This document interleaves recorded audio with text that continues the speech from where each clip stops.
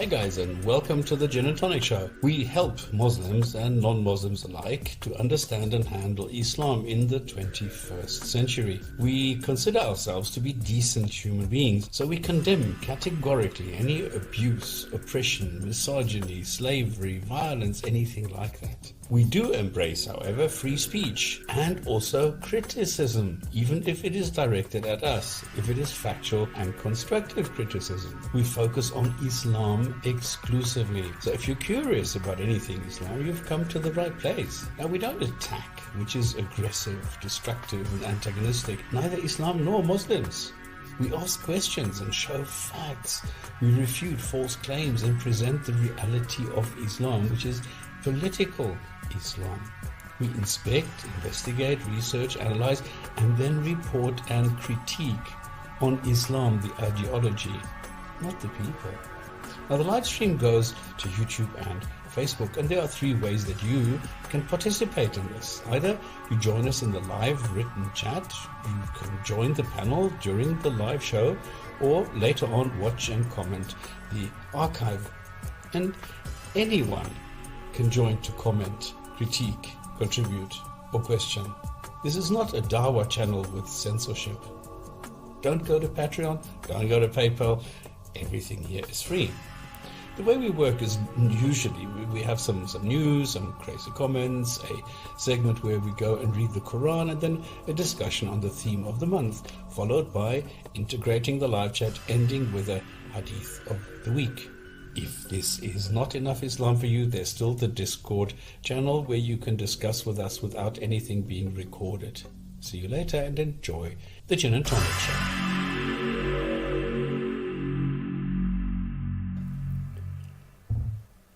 Hello.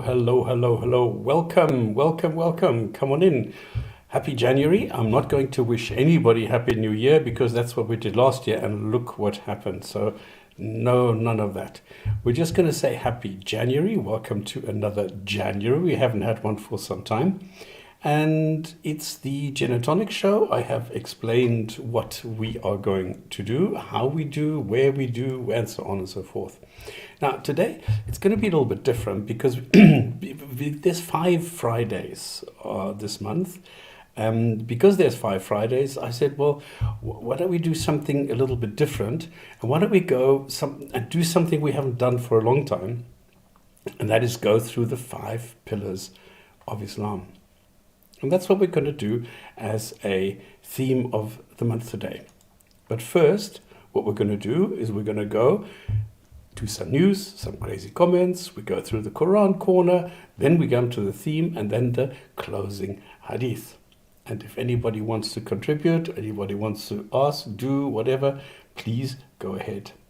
Now, what I need to do is keep an eye, because I don't have a co-moderator at the moment, so I'll have to keep an eye on the chat a little bit. So it's not going to be so easy. I'm going to do my best. Okay. Somebody's watching. Rob said you weren't going live this week. No, Rob said we are going to be live this week. He's probably said that we're going to do something a little bit different and I'm going to be alone. So, yeah, I don't know why. Miscommunication. Now, I want to do something different. I want to introduce something that I call the quote of the week, because we haven't had that for a long time. And the quote of the week this week is what I call, to anger an atheist, tell them a lie. To anger a Muslim, tell them the truth. And this is so fitting. This is so fitting because as soon as you tell a Muslim, well, there are mistakes in the Quran, or there is nothing correct in the Quran, or if you tell them anything that is correct, they get mad with you. They get angry with you. If you tell them there's wife beating in the Quran, they get angry.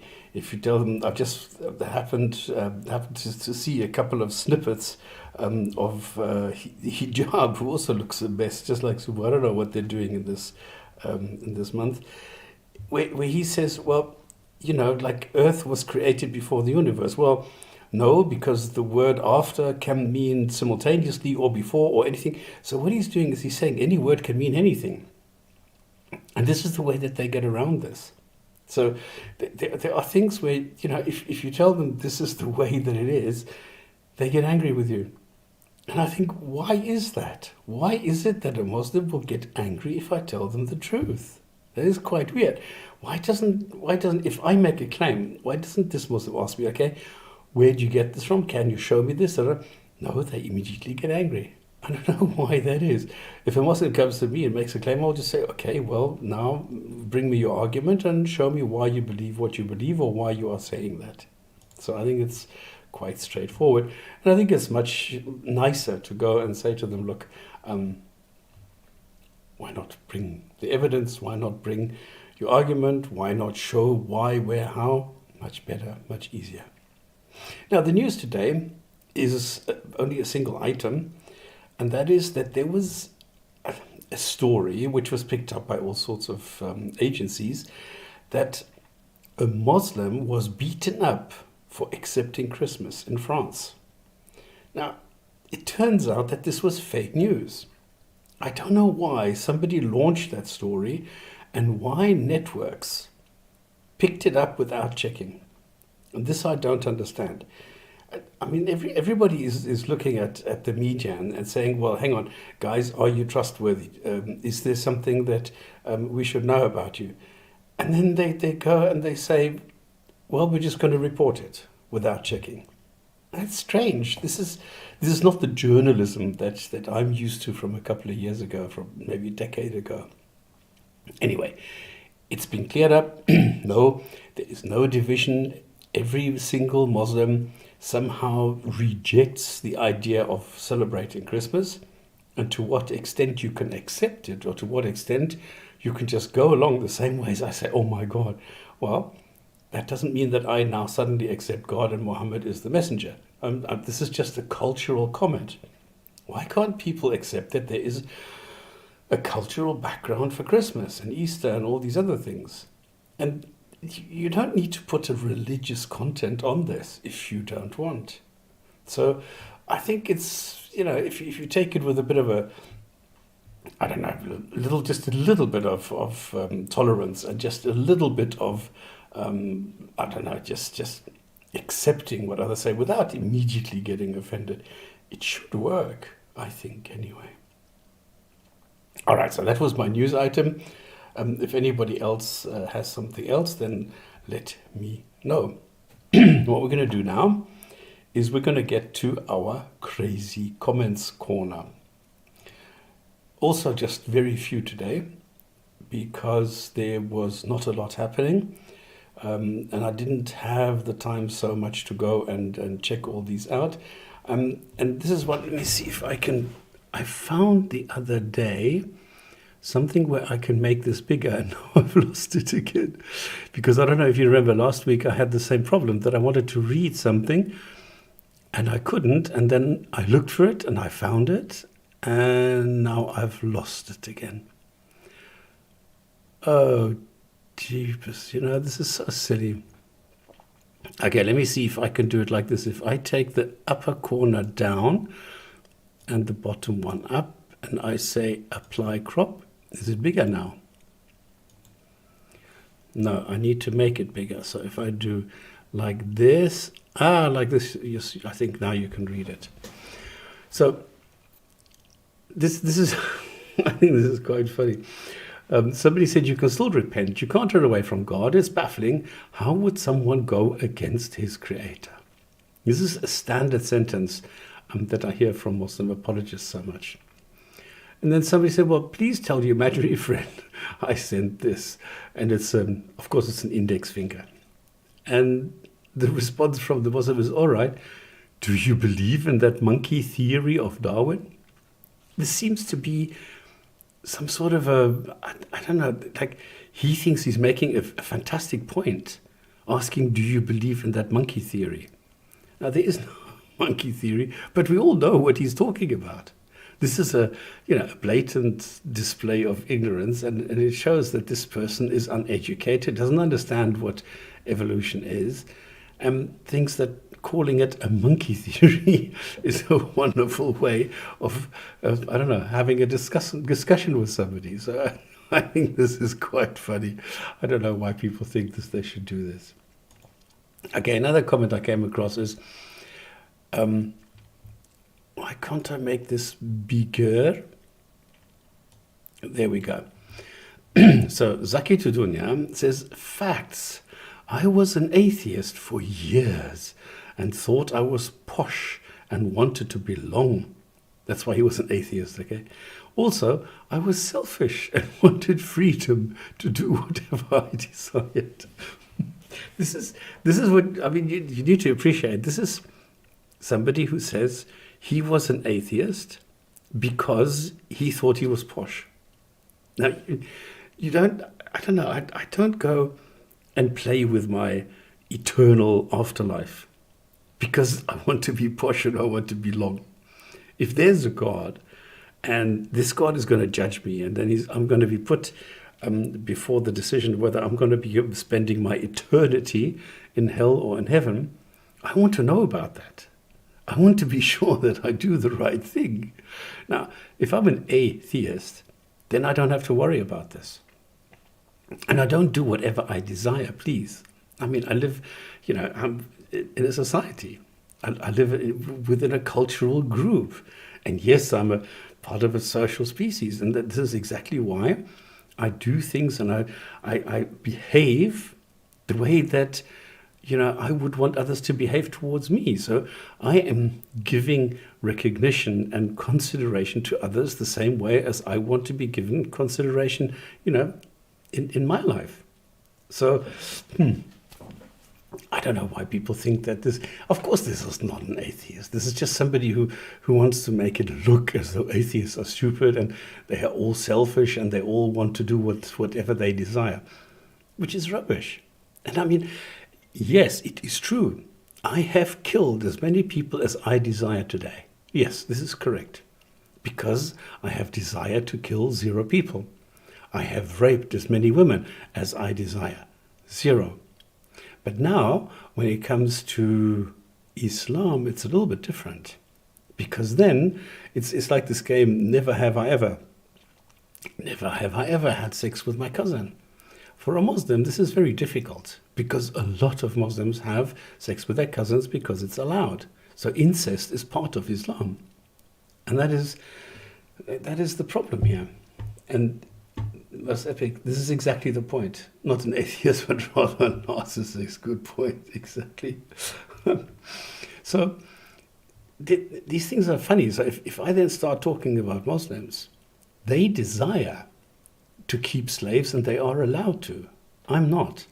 They desire to abuse children sexually. I do not. But they are allowed to. So they are allowed to rape a female slave even if she's married because that's in the Quran. So if they desire to do that, they will not be punished for that. They don't have to feel bad for this. I do. So I've worked out some questions like, can you categorically condemn any kind of genital mutilation? And for a Muslim, that's very difficult. For me, it's not. So these are all questions like, can you categorically condemn any form of slavery? A Muslim can't. Can you condemn any form of incest? A Muslim can't. I can. So these are all questions that I would like to pose to, I don't know, to a Muslim apologist and see what they think, especially this person. Because if this person is a Muslim and he thinks this is what atheists think, and it shows again, I as an atheist can put myself in, as adopt the mindset of a theist, but the other way around is incredibly difficult. I heard that Rob did this last week and he had a lot of fun. And people said, yeah, he would make a better apologist for Islam than most Muslim apologists, because he sticks to the things which are positive, which are beneficial in Islam and can logically and rationally bring them across. And most Muslims can't for some reason. Okay, let me just read it. I've heard that third cousin. Okay, third cousin is too far removed. That's no longer family, I think, from a human. are cleared once converted to Islam, even at older. Yeah, I don't know how these things work. I know that family in the traditional sense is grandfather. So it's grandparents, sorry, it's grandfather and grandmother, and all directly connected to this are part of family. Because those, if they interact, then this can cause genetic, I don't know, drift, genetic discharge, genetic disorders, genetic something along the line. And this is what you need to avoid. So Krishna says, thus one can do all bad things and those sins are cleared once converted to... Yeah, you see, this is the funny thing. This is the funny thing. Like if Hitler, like a month before he killed himself, would go and become a Muslim, all sins would be cleared. So he would squeaky clean, he would come before Jesus, who would judge him, and Jesus would say, yeah, all good, come to heaven. But the guy next to him or the guy after him, he's a dentist, he helped everybody, but he didn't believe, he goes to hell. And this is the funny story. This is why I always say to people, and I've made a couple of videos where I show this, where I would go live my life as an atheist, and then when I'm 80 or something and I'm in a nursery home or something, then I would go and convert. Because then I don't want to screw around anymore. Then I don't want to do all these sinful things. Then convert and all my sins are forgiven and I go squeaky clean to heaven. Isn't that wonderful? I mean, that's how silly this whole concept is of Islam. That's how silly this is. And Muslims believe this. All right. Then Red Blue Life says, I know a few, I'm an atheist, yeah, types. They literally worship and idolize people like Sam Harris. They have an I'm so trendy look about them. And every sentence has some link or reference to Sam Harris or Richard Dawkins. It's as if they can think for... Oh, then it stops. It's quite funny. It's quite amazing how many Muslim apologists hate Sam Harris and Richard Dawkins. Or should I say Dr. Harris and Professor Dawkins. It's quite funny that they think this is all about, I don't know, image. This is all about false pretenses. What? I mean, the funny thing is somebody in one of the videos says, well, atheists just want to seem trendy and they want to, join the dominant club and things like that. Yeah, excuse me. The dominant club at the moment is Christianity. So there are a lot of countries where if I would go and say, okay, I am an atheist and I want to do something as a public office, people will say to me, thank you, but no thank you. Like in the States, you can't do that. I mean, they have had people who were sort of, well, I don't know. But it's still, you have to say, God bless America. And even though the Constitution says, no, you cannot be questioned and denied any kind of public office due to your belief, they do anyway. And there are places like that. So the dominant club is Christianity. And then, you have all sorts of others. But it's quite weird how people say, yeah, but you just want to be trendy and belong to the dominant club when this is something else. I don't understand why they think that being an atheist is a matter of image, is a matter of just pretending and just sort of, I'm wearing Calvin Klein jeans or something. That doesn't work. Because you could easily take somebody apart. If I were to go to a Muslim who pretends that he or she is an atheist, and I would go, well, here's a picture of Muhammad, and they would immediately stop being an atheist and start being a Muslim. So it's quite weird. Then if this really is a goal, I mean, we need to remember that a lot of people, especially Muslims, pretend that they are girls because they then think they get preferential treatment. A lot of them. And I've seen this again and again. That's dumbest thing I've ever seen. People act like because Islam prioritizes the right to have sex with your spouse, it means you can never refuse. I mean, girl, if you are a girl, think what you've just said. You've said this is dumb because people act as though Islam prioritizes the right to have sex. And then it says you can never refuse. Well, exactly. Islam prioritizes a right to have sex with your spouse, because if the woman refuses it, the angels will curse her until morning. So, yes, you can never refuse. The Quran says a woman is like tilth. So you can go into her whichever way you want, well, except anal.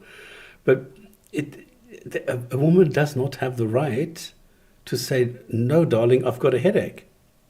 It doesn't work in Islam. This is the funny thing. And then a woman says, it means you can never, well, dearie girl, that's exactly the case in Islam. So it's quite funny that even, I don't know what girls think who are female Muslims, they must have their own mindset to, I don't know, to believe that there is something special about Islam, when in actual fact, it's so misogynistic that they are second-class citizens, and they don't realize it. And for me, this is amazing how a girl can be a Muslim, female Muslim. Quite weird. Yeah. So, Moss Epic said, because Sam Harris and Richard Dawkins cornered apology several times, even to the point that it almost went career-ending just for saying the truth. Yeah, maybe that's why.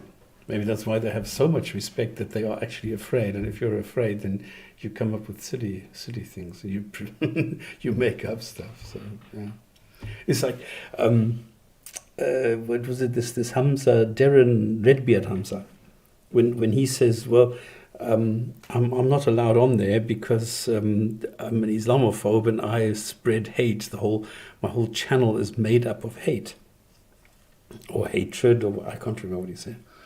That is fear. He's too scared. He's so shit scared that he has to fabricate stuff. I'm not about hatred, definitely not towards Muslims. Yes, I hate the fact that in Islam, in the Quran, it says several times, yes, you need to kill, you need to kill, you need to kill. I hate that, I'm sorry. And I hate the fact that it propagates slavery, and I hate the fact that it's misogynistic. Yes. And I quite openly say that. So I don't quite understand why somebody would refuse to talk to me because I reject slavery or hatred towards women or anything like that. And that's why they don't want to speak to me? That's so weird. That's so messed up in my eyes. Unbelievable. Facebook user, I don't see a name from Facebook. You can't refuse because marriage is like slavery. You get paid and now come to bed. Yeah, unfortunately, that's the way that it works. Yeah. And if you even fear that she doesn't, well, then you can reprimand her. And if she doesn't, well, you know the thing, yeah. Okay, and the last one that I have for today. Oh, shit, this is not one. This is a comment I made on a hijab video. And this is a screenshot where I went through each point to show that I'm not abusing, I'm not swearing, I'm not abusing anybody. I'm just giving very factual, constructive criticism on the hijab video, shocking historical precision of the Quran. So I just kept this, and this happened to be in here. So there you go. Okay, let me quickly catch up on the comments. Islamic justice, thou shalt rape Hamza as well as going to the fear of facing some. Yeah, well, his baseball cap is already white. But I think this is the way that it works, because he's too scared. He doesn't have arguments. He doesn't know how to defend himself. He can't apologize for Islam when confronted with facts. And this is why he then has to go and say, well, whoever does this, we will have to block him because we're too shit scared to do anything about it. We don't know how to handle these things. And this is what I think is happening here. All right, let's go to the next segment, which is the Koran Korner. Now, I only managed 7 sentences because it was, I don't know, it was Christmas and da. And I get physically, well, not ill. I have a sour taste in my mouth if I go through a couple of sentences like this. Okay, maybe I'm too soft for this world or something, but this is, I don't know, I can't handle so much like really terrible stuff. And I'm sorry, this is now chapter 9. This is terrible stuff. Now, we saw in chapter 8 that this is really, really getting heavy. 8 and 9, I think, are the worst chapters in the Quran. So, in chapter 9, sentence number 33, it says sending... Okay, what I'm doing, I don't know if I still need to explain this. I'm taking Quran sentences in their original from the corpus. I read different translations, I read different tafsirs, I read different interpretations, and then I do what I call bringing the essence of the sentence as a shortened form. So if you take a look at the original in 33, for example, this could be that this is 5 or 6 lines, whatever, but I say no, the relevant part is that it says, sending his messenger to declare Islam above all other religions. Now, before it was fight non-Muslims and making claims about the Jews and things like that. And then what this God does is send his messenger to declare Islam above all other religions. Now, in the United Nations Declaration of Human Rights, you have next to freedom of speech and freedom of this and the equality of genders and things like that, you also have the freedom of religion. In other words, everybody can choose. And there is no judgmental clause which one is better or which one is worse. But here Islam is saying, no, guys, we are the number one. Now, the Human Rights Declaration of Islam, the Cairo version of 1990, says Muslims are the best. So right off the bat, we have Muslims being declared the best of all nations, and the Quran and Islam the best of all religions. So, and it says in the Quran, this will be victorious and we will conquer everything and blah, blah, blah. And this is where it comes from. This is this false superiority feeling that a lot of Muslims have. They're saying, well, we have the best. Our God has declared Islam above all other religions. Now, why this should be the case, nobody knows. And whether this is justified or not, nobody knows. But a lot of Muslims believe this. And then this is actually quite something, okay, I'm never too shy to point this out. If the Quran says something that I agree with, that I think is beneficial or benevolent or whatever, I will point this out. And this is a sentence which I think should be everywhere and should be adhered to. If I see like some Catholic priests who are building mansions for themselves, they fly in private jets, they have helicopters, they have all the, listen to this sentence in the Quran, chapter 9, 34. Clerics who enrich themselves will be punished. Brilliant. And then the next sentence, their wealth will burn and they will be branded. Brilliant. Those two sentences. I mean, if I were a Muslim, these are the kind of things that I would point out constantly. I wouldn't go and say, yeah, look at Islam, everything is scientifically accurate. No, go to these sentences. It's not like there's nothing in Islam. There is. But why not point it out? Why point to the stupid things instead of going to things which are really positive, like these two sentences? I think they are brilliant. All right, 36 then, oh well, makes up for it again. Since Earth was created, there were 12 months. Well, that's not true, is it? And then 4 are sacred. This is the religion, don't get that wrong and fight disbelievers. And Allah is with the righteous. Now there's a lot of problems here, because since Earth was created, there were 12 months. No, there were not. Humans at some stage noticed that there is a certain pattern, that there's a certain repetition after a certain amount of time. So if there was summer, then it was fall, and then winter, and then spring, and then summer came back again. And they observed this a couple of times, and they realized, there's a pattern here. And then they started creating, time periods, and they were not months. They had all sorts of things.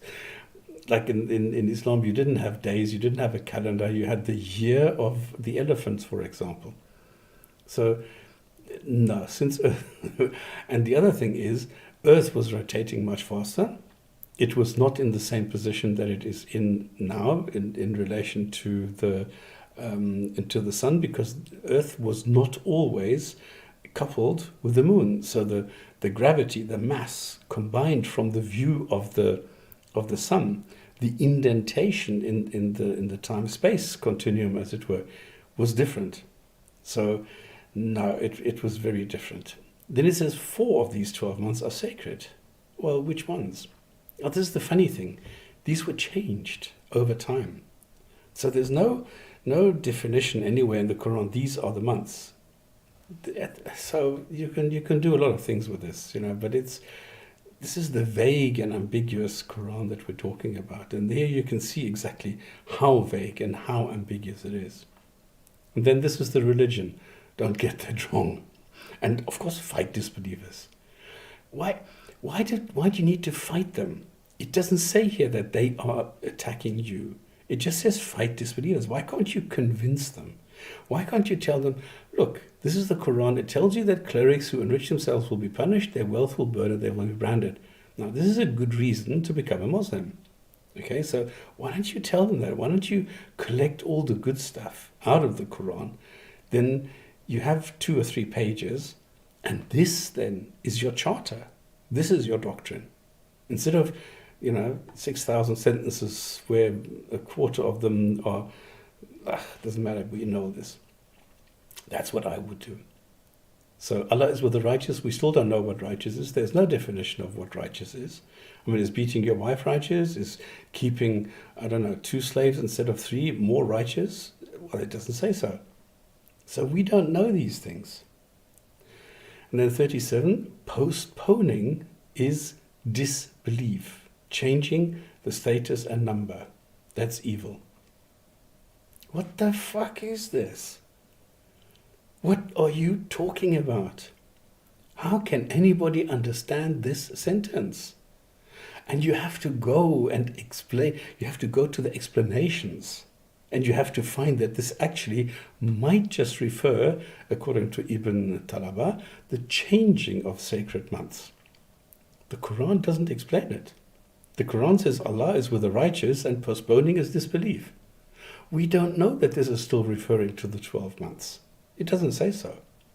And why that should be evil, I don't know. Well, changing the status and number has changed several times. And did God do anything about this? No. That means it's a very impotent God who can't even change the status and the number of the holy months. Well, he can't even change the Quran being changed, so what am I expecting? Oh, I see, Maverick is here. Yeah, but Stops God obviously knew the pattern. Well, obviously not. Stop following culture.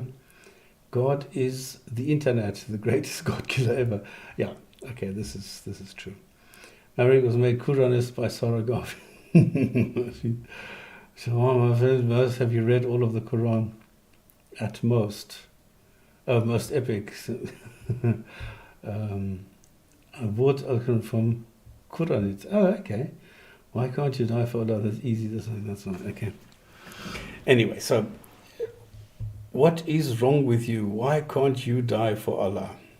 Now, this is a sentence. Come on, guys. I mean, who has respect for a God that will say to you, what is wrong with you? Why can't you die for me? And which Allah is this Allah talking about? Now, we've had something like 3,000 Allahs, but now this Allah doesn't tell you which Allah you should die for. It just says, why can't you die for Allah? So this is Allah telling you to die for Allah. Really. I mean, this was allegedly written by Allah. So why would Allah say, why can't you die for Allah? And then ask, what is wrong with you? Now, the point is, it tells you that you're not supposed to kill yourself. So you can't die for Allah because you're not allowed to.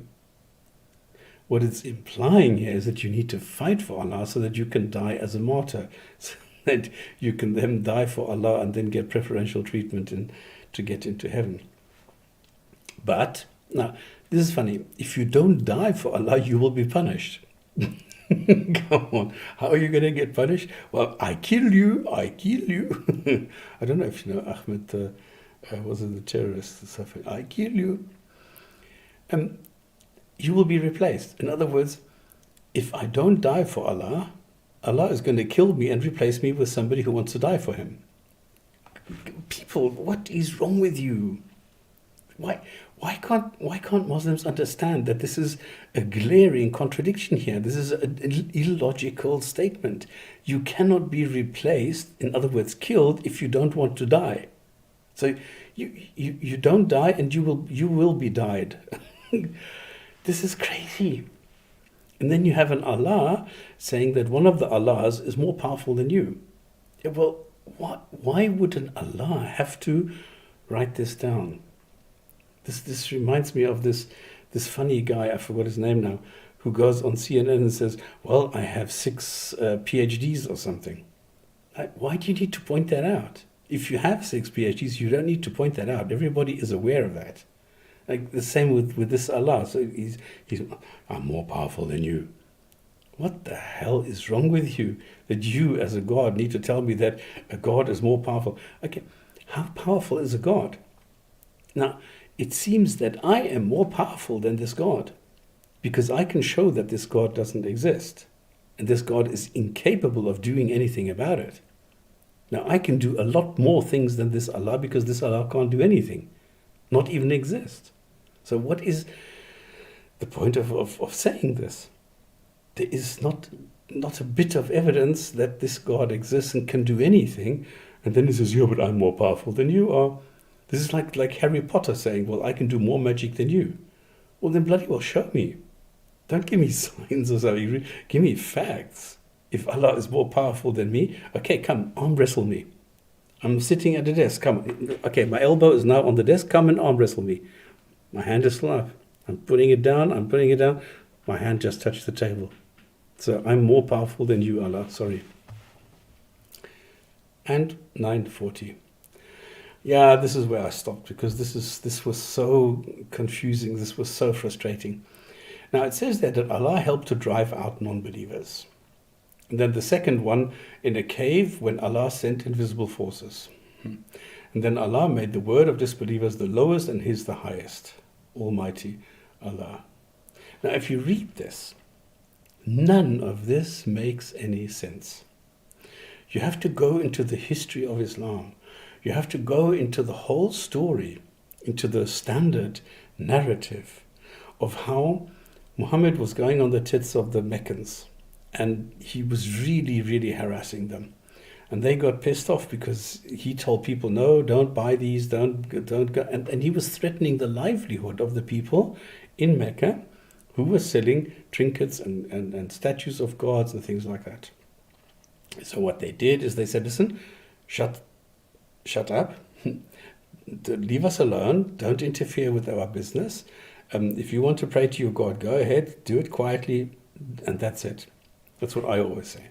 This is what they said to Muhammad. Muhammad didn't listen. He wanted to interfere. So he got on their case until they said, look, I mean, we're losing business, people are not buying this stuff and blah, blah, blah, we need to do something. So they gave him several warnings and they said, look, no, this is it. Now he's overstepped the boundaries, we're going to kill him. Remember, this is like 7th century. This is like a brutal time period. So they said, okay, today we're going to send 5 people, we're going to go and kill him. Somebody warned him and he fled. And he took some people with him. And apparently there is a second person, Abu Bakr, which he took with him. Now what happened is that he hid in a cave, and when the people from Mecca came and looked for him, God came and put a cobweb in front of the cave. Now correct me if I'm wrong, I'm doing this from the top of my head, okay? So when the people from Mecca came, they saw this and they said, well, nobody can be in the cave because then the spiders, this cobweb would be destroyed. And it's not, so nobody can be inside. So this is the story. Now the funny thing is, if you apply this, it makes sense. Because Allah helped to drive out the non-believers. In other words, they were kept in Mecca, and then the believers went into Yathrib, into Medina.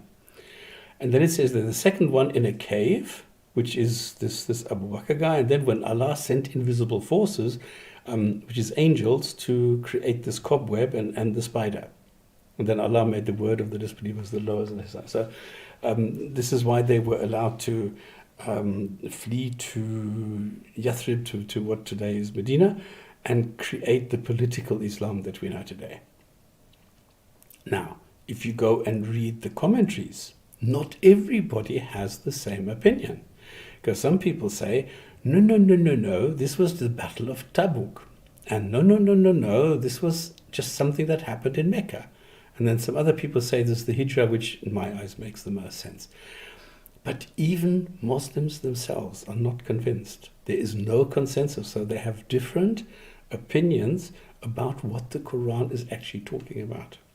Now, if you're an all-knowing God, and you know that in the future people are going to be unsure of what it is that you're actually telling them, don't you think that you will tell the people, listen, I need to change something to make it 100% clear, and then I will put there, this is what happened, and just add a couple of words to clarify this? And this God doesn't do it. So what is the point of having a Quran when you need to make up your own stories anyway? It does not make sense. Okay, let me see what happens in the chat now. Sam made a 7-hour explanation video in my eyes. Urging Muslims don't get too excited. The Quran is pathetically simple. Well, explain this. Maverick, you can't. You have to go and waffle and make up and fabricate and do it. Come on. Is 40 the last one? Does this mean that stop sings irrelevant? No, I just gave up. I was so frustrated. I wanted to do until 50 today, but I really didn't make it. I know it's easy to understand. I remember Maverick and Zero arguing that slavery is not Islamic, but at the end they didn't even seem to agree what words of the Quran mean. Zero admitted that indeed it is Islamic. Yeah. Stop arguing stuff, that's some Salafi talk. Okay, we're all brothers of humanity. I do it out of respect. It's so simple, it's a joke. Go ahead and find any other women other than wives and the women in 6010 and the whole Quran. Go ahead. I don't know what you're talking about. Yes, well, there's so much we criticize the devotees, plus that art of yours is banging.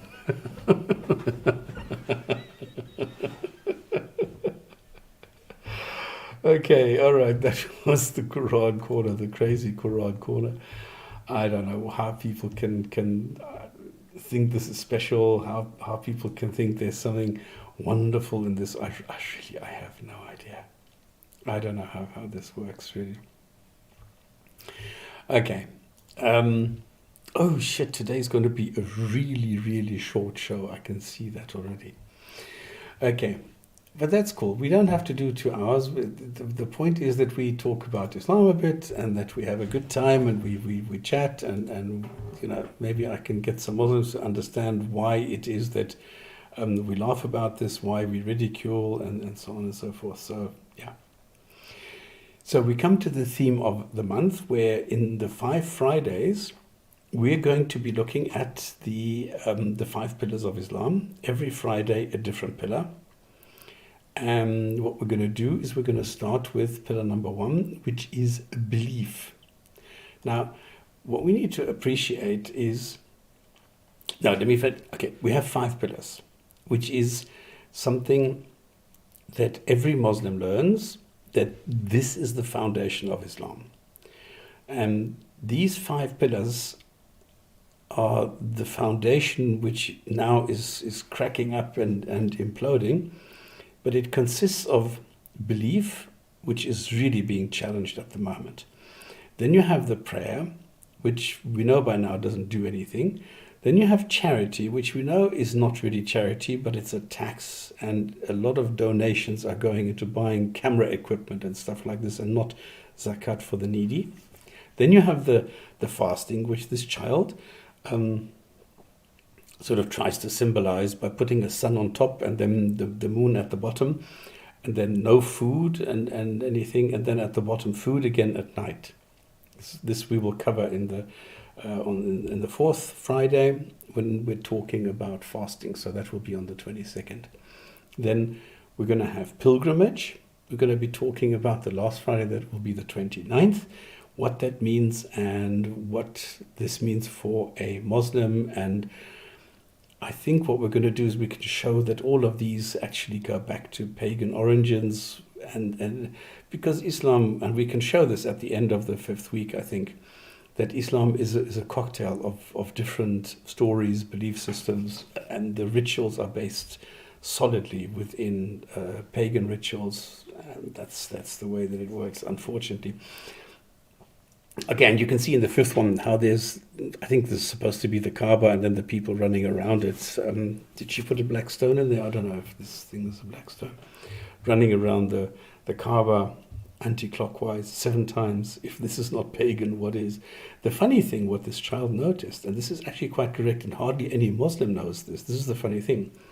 If you look on the left, you have the belief, which is in Arabic Allah, and a girl covered, everything is covered except for the face sticking out. Everything else is covered. And now during pilgrimage, you see the girl there, not covered.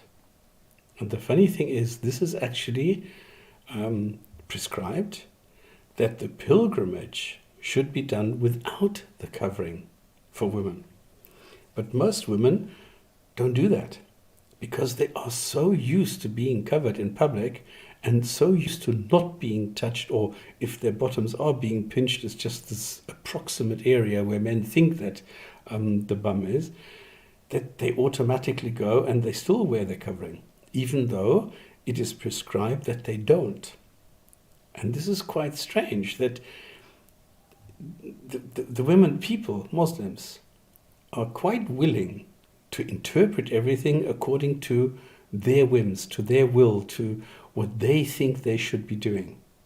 So what is the point of having all these rituals, these laws, and all these commands when you can do what you want anyway? So this is something that we can discuss, I think, the last week.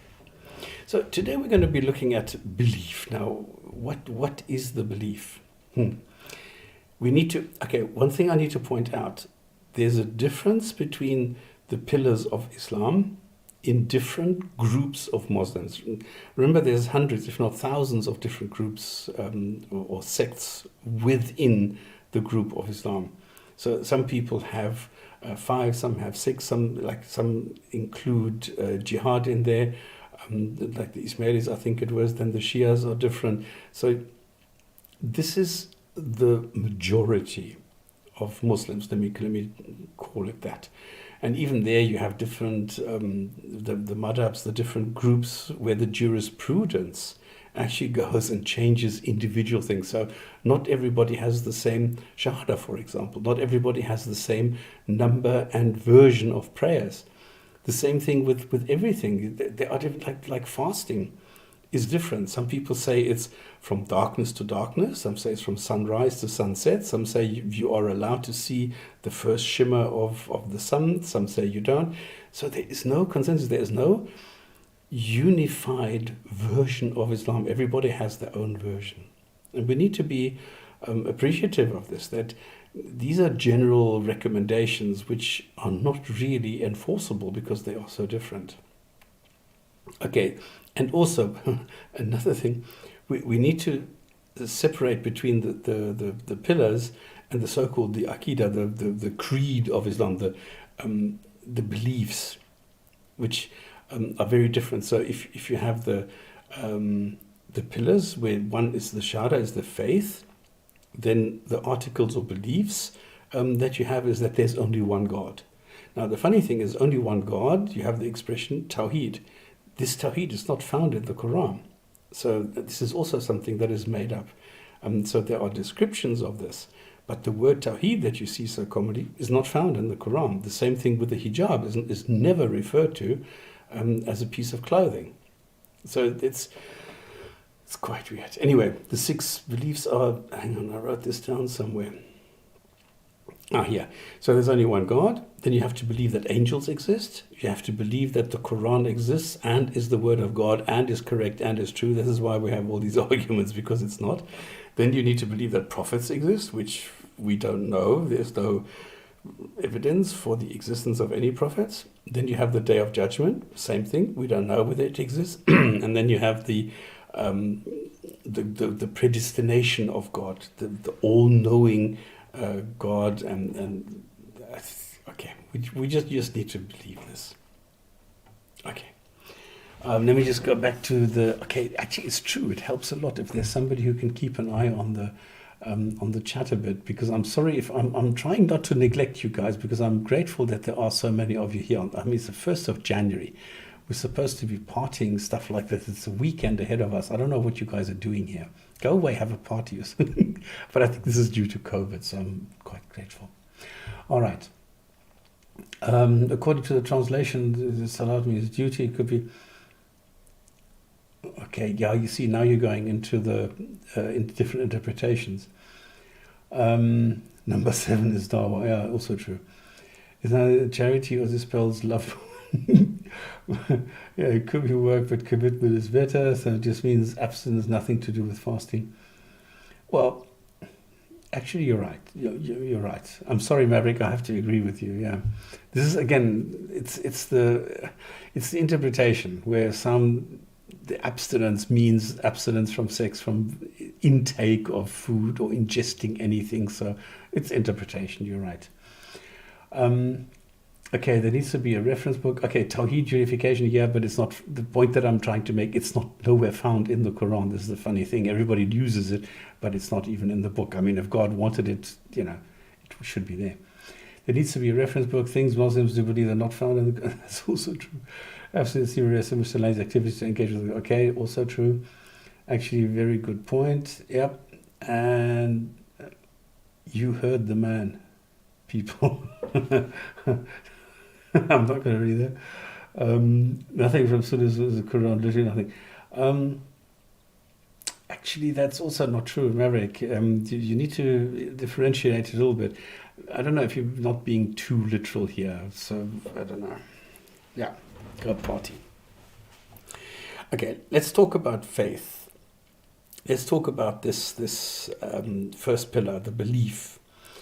Now, but I don't know, do I need to explain all this? You have belief, and then you have the subset of belief, which is knowledge, and you have a subset, which is faith. The very easy way of defining it is that belief is anything that you are convinced of. Finished. It doesn't need any evidence. You need to be convinced that this is so, you believe this.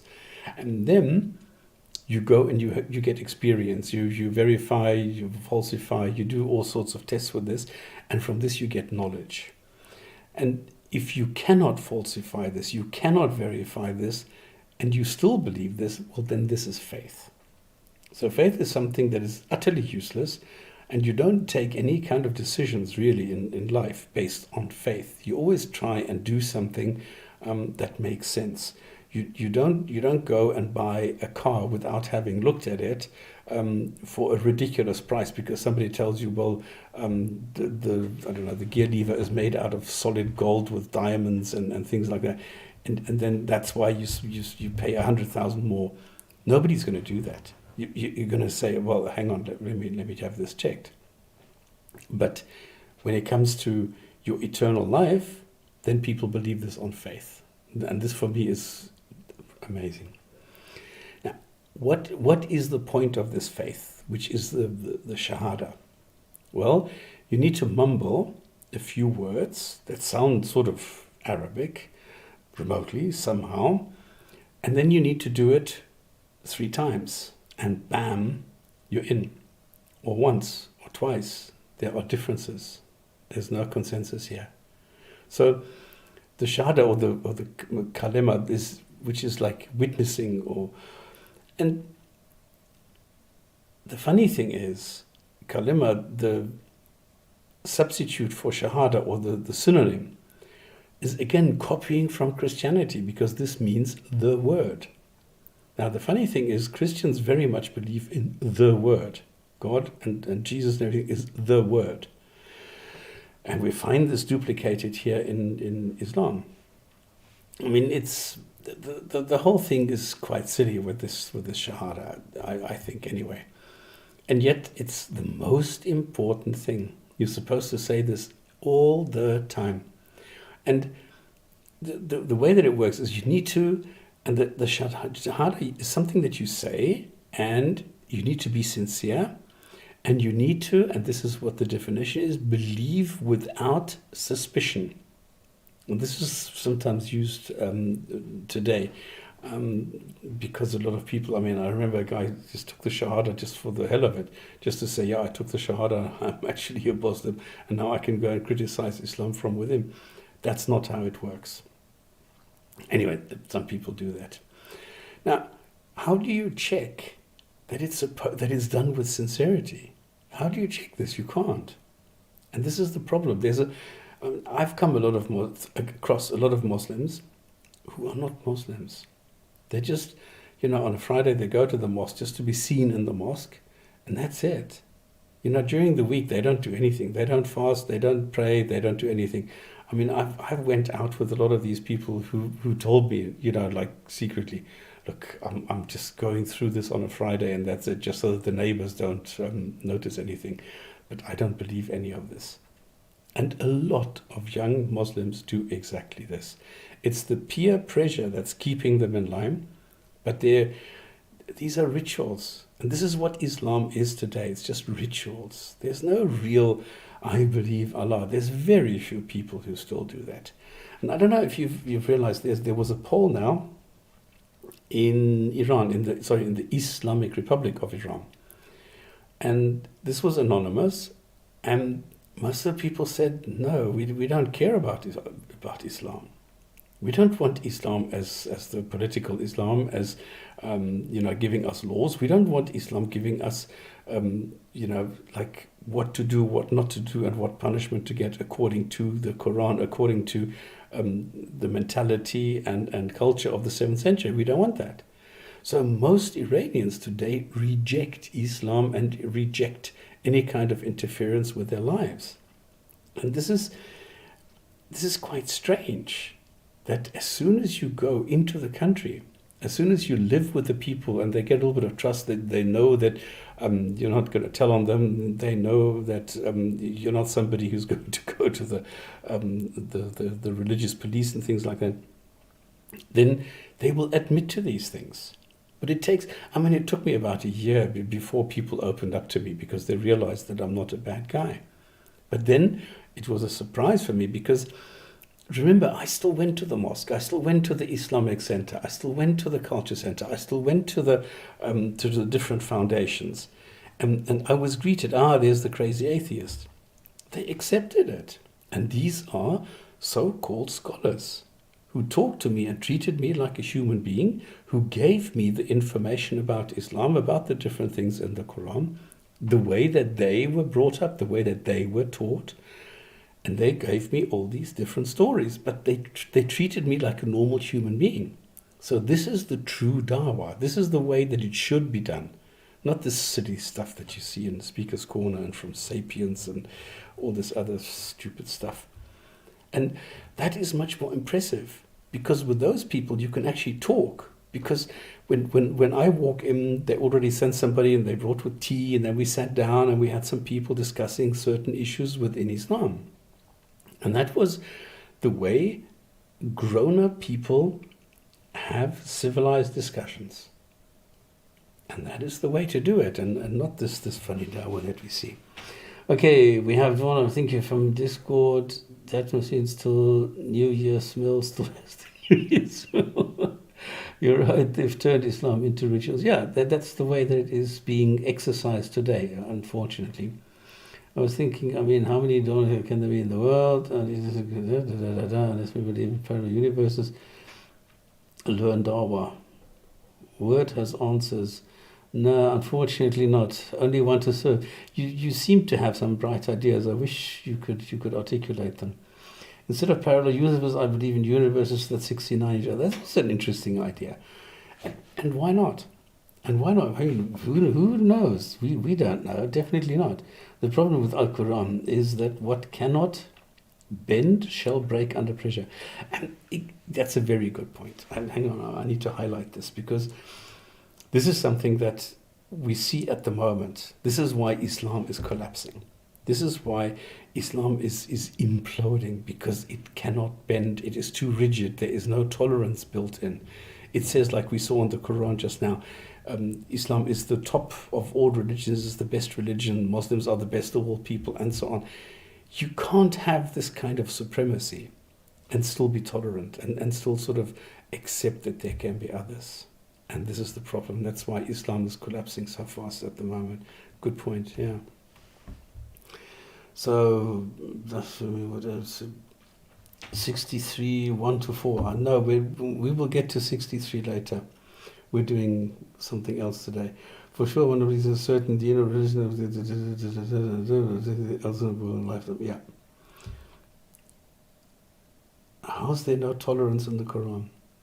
Well, are you allowed to have sex with anybody that you want in any position, any way? No. Are you allowed to eat any kind of meat that you want? No. Are you allowed to do whatever you want, whatever you feel like at any time of the month? Is a woman even allowed to touch the Quran when she's menstruating? Is a woman allowed to enter the mosque through the main door and sit with the men and do the prayers? There's no tolerance. Like I say, you know, a woman in the West can fly the space shuttle. In Islam, she can't even ride a bicycle. So, well, I think you define tolerance the way that you accept the opinions of other people.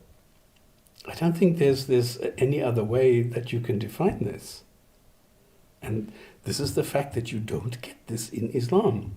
It's absolute. Islam is absolute. You can't have 19 wives. No, you can only have 4. Even though the Quran says 9. But I don't know. Again, this is weird. But not more than 9. And, okay, there's lots of things that you can show that there's no tolerance. Now, the funny thing is that the Shahada is a mix of different things again. So if you go to chapter 3, we've been in chapter 3 a couple of weeks ago. There it said, there is no God but Allah.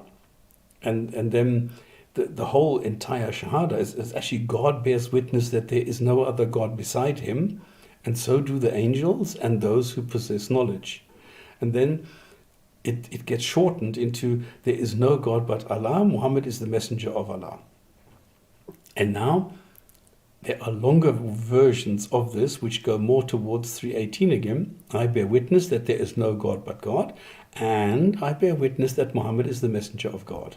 So there's this La ilaha illallah, Muhammadun Rasulullah, and so on. So you also have the Ashadu Allah ilallah. So there are different versions of the Shahada. So the funny thing is, even in such basic things, like the utterance of some words, I want to be a member in this club, there are differences. And this for me is amazing, that even in the Shahada there are variants. Because there is no God but Allah is different from I bear witness that there is no God but God. Now, a lot of people say this, but this is a lie. Or actually, it's not true. It is not correct. Because you cannot witness. Because you've never seen this God. You've never seen Muhammad. You don't have any information other than what you are told through the Islamic texts, which might as well be fairy tales. So you can't witness these things. So the Shahada, which includes the sentence, Ashadu, in other words, I bear witness, is wrong, because you can't. So you are saying something that is not true. And very few Muslims are aware of what they are doing here. And the funny thing is that the short Shahada is actually on the flag of Kingdom of Saudi Arabia, together with the sword. Again, we got is show tolerance is a deal. I'm sorry, I have to read the comments because I can't read the text of the Quran and the comments at the same time. My mum's uncle had 16 in total. What? Wives? Oh my God, he must have been filthy rich. Exactly. She tolerant gives you everything. Yeah, you see, this is the problem, Eric. You're saying, why should that be tolerated? When he gives you everything, you equate someone else with him. I don't get anything. I do not get anything. Of course, you can go and you can say, well, you have your life and you have hair and you have fingers and you have a brain and so you can make money so that you can buy things. So in some roundabout way, Allah is making sure that I have food on the table. Well, the table I also had to buy with my money. If I don't do anything, nothing happens. Now in the Quran it says, I can pray and Jesus will come down with a table full of food. Now you can try that until the cows come home. It's not going to happen. So God is not giving me anything. You need to go and you need to make the claim, everything is provided by God. Now you can make that claim, sure. But what is the point when you cannot substantiate it? If I don't do anything and I just pray for something, fuck all happens. And this is the point. You can't just go and make this claim because you can't back it up. Okay. Did you construct Satan? This is a very good question for Discord. Okay. So, what I've shown is that the first pillar of Islam is called belief, which is actually the Shahada. We've shown what faith is, what the Shahada consists of, that the confession is the oneness of God, which I don't understand, which is this Tawheed thing, which is not in the Quran. Oneness. I don't know what oneness is. The funny thing is we've had like 3,000, 4,000, I don't know how many gods. There are 5 gods in the Quran. So how can you have one God? Why does a God say, I am the only God, if it is the only God? Again, if you have 6 PhDs, you don't need to tell everybody that you do because everybody would know. If there is only one God, everybody would know that there is only one God, and you wouldn't have to tell them. And if there is only one God, how can you have other gods besides you if there is only one God? So this is... Okay, we have... I don't know, Shuhu? I mean, I guess you could call me that. I don't know, man. What do you want to be called? I mean, it really sounds bad. Just call me John. Call you John. Okay, John. Hi, how are you, John? How are you doing? Fine, I guess. Good. Is there anything that you want to know or contribute, or why are you here? So a Discord user named Logicash, he's an atheist. He literally just sent me the link, and I'm here. I don't know even what this is about. No idea. Okay. Well, this is the Gin and Tonic Show. We go and investigate the claims made in Islam. So we talk about Islam. We look at the different factors, the different things. Today we're talking about the first pillar of Islam, and that's what we do. There we talk to people, we talk to Muslims, we go and find out why Muslims believe what they believe, why they think this is something special, and that's what we discuss. Okay, so you mean the Shahada chain? The 2 Shahadas? What do you mean the 2 Shahadas? The proclamation of faith. That's the first the first pillar of faith. No? Yes.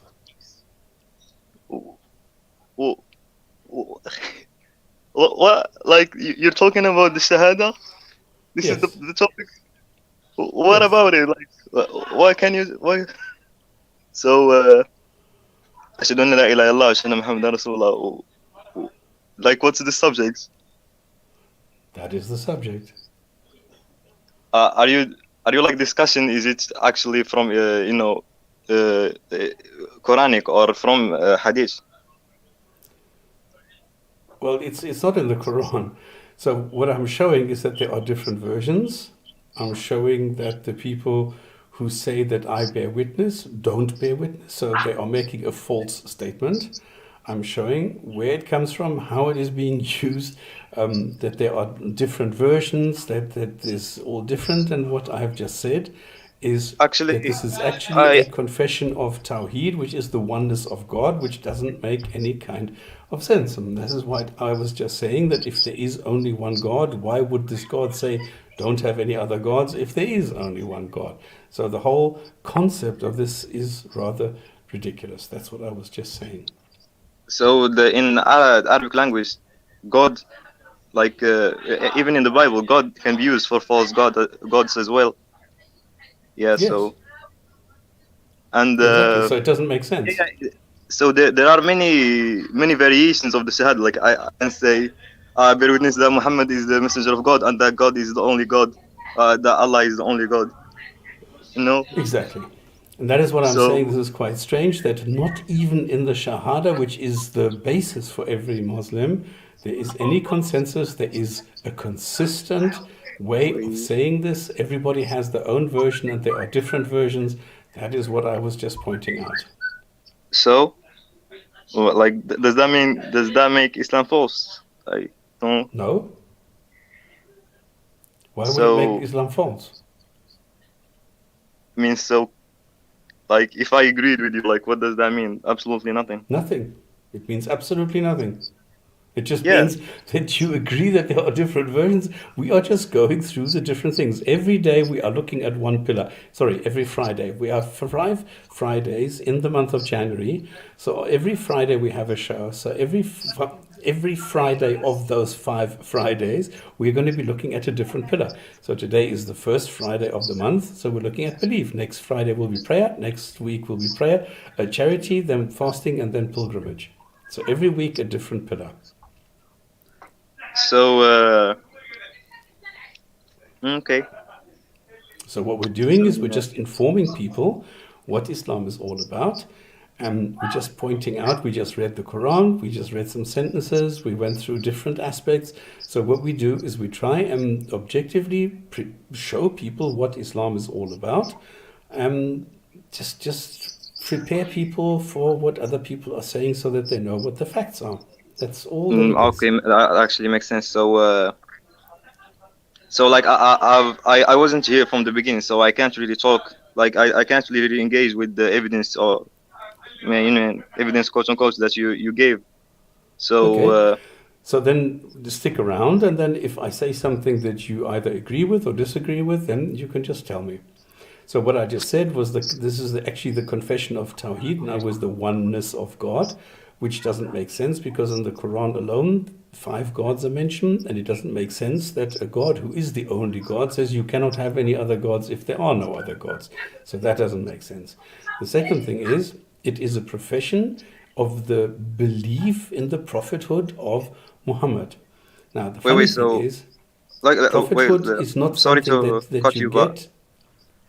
like you said, the Quran mentions many gods, so it must be the case that it's actually it's saying that there are many gods. But I can say that, for example, 1 + 1 = 3. I can say that that's a proposition. 1 + 1 = 2. That's another proposition. One is false, one is true. It's exactly the same thing. One God is false and one God is true. No, okay, I don't know why people cannot create analogies. The analogy would be if I say 1 and 1 = 2 and I say 1 doesn't exist. That's not it at all. Like we're talking about if it's false or true, if it's a false God or a No, true God. we're not talking Yeah. about false or true. We're talking about the inconsistency that the God says there is only one God, but there are 5 gods mentioned in the Quran. Yeah, five, like 5 including Allah or no? No, well, yeah, including Allah. There's 5 gods in total. Yes. Yeah, so 4 false God, 1 true God, like it says all the time, like many verses. Okay, but why would somebody say there is only one God and then put other gods in the same book? Why not? Can I not like invoke like for example let's say flat earth theory? Can I not invoke it to talk about it? Are you putting like limitations on what you can invoke or not? Or maybe dumb people are gonna misunderstand it. Yeah, you're actually saying that Earth is flat. I mean, does it really make sense? I don't think that you should be creating analogies because the analogies that you are creating are not really making any sense. What I'm saying Really, is, why I would think a they have God say high there are IQ. no other gods and then put some other gods into the same book? That doesn't make sense. So wait, if I have a science book and I'm talking about the shape of the Earth, can I not mention the, flat Earth theory? Can I not mention it? This is what you're saying basically. I can't No, that's not mention. what I'm saying basically. And I suggested you stop building analogies because you cannot build analogies that make sense. I Okay, think you're I ignoring think my uh, suggestion. But I think you need high why IQ do to you get want it. to have an analogy if it is very clear that it says there are no other gods and then there are four other gods in the Quran? So flat Earth theory, round Earth I'm not theory, here to discuss flat earth. I'm here to discuss two Islam. theories. One is false, one is true. Two gods. It's not One is about, false, one is true. okay, listen to, watch my lips. It's not about false or I true. can't see your lips. Okay, listen carefully. It's not about false or true or correct. It is Yeah, can you about prove the that? inconsistency that a God says there are no other gods and then puts other gods into the book. Well, what you're saying basically is God can't use language. That's your argument. God can't mention false gods. Why? It's not about false. Why can't you understand that? It's not about, okay, I don't know what, it's not about false. It is about the existence of gods. The Quran Yeah, says there stop is spamming. only one God. Correct? Stop spamming. Oh my God, your arguments are so solid, man. I'm in I know, shock. it's the Quran. I'm sorry, I'm only quoting the Quran. It's not Yeah, me. I'm saying, does the Quran say there is only one God? Yes or no? yeah, but like your arguments are so solid. I'm shocked and I'm crying. I'm in shock and Well, you I'm in should be. fear also. Yeah, You I'm in fear should and I'm be. crying on my knees You and I'm should like, be. God, I'm having so much doubts because this stop spamming guy said you can't mention false gods if you're the only true God. That's not what I said. Why are you misrepresenting me? Am I misrepresenting you? You are misrepresenting me. You are Yeah, so weak. I'll You are tell you what so you said. shocked. You are so fearful that Yeah, you are very. Actually, I'm misrepresenting me. shaking. I'm I shaking know. and That's I'm why. That's crying why you're misrepresenting me. and I feel gay. Okay, look. If you're just coming here to troll, this is not going to work. No, no, Okay, no, no, you no, you don't no, no, have no. the I'm not the trolling. I'm not level trolling. of I consistency mean, and knowledge to go and do that. I'm just quoting the Quran. If you can't yeah, handle but that, your that's your arguments problem. is super silly. I'm sorry. Your There's argument is no super silly. argument. There's no No, you're argument. saying that God can't mention false gods in His book. I didn't say Why? that. I did You not said say you said that. it makes no sense that God would mention false gods. That's exactly what you said. I did not say that. Stop lying. I told you now 5 times I did not say that, but now you are saying something that you know that is false Are to you recording go and this? Are you mislead recording others. So this? now you are lying to other people. Please do not Yeah. lie. I'm totally lying. Yeah. Stop Yeah. lying. Did you record this? Are you recording this? This is being recorded, yes. So the people can go and check. If I'm the liar, I'm the liar. If you're the liar, you just accused me of lying, slander. I accuse you of lying, correct? Yeah. Well, people, since you said it's recorded, people can go and check. Well, stop lying.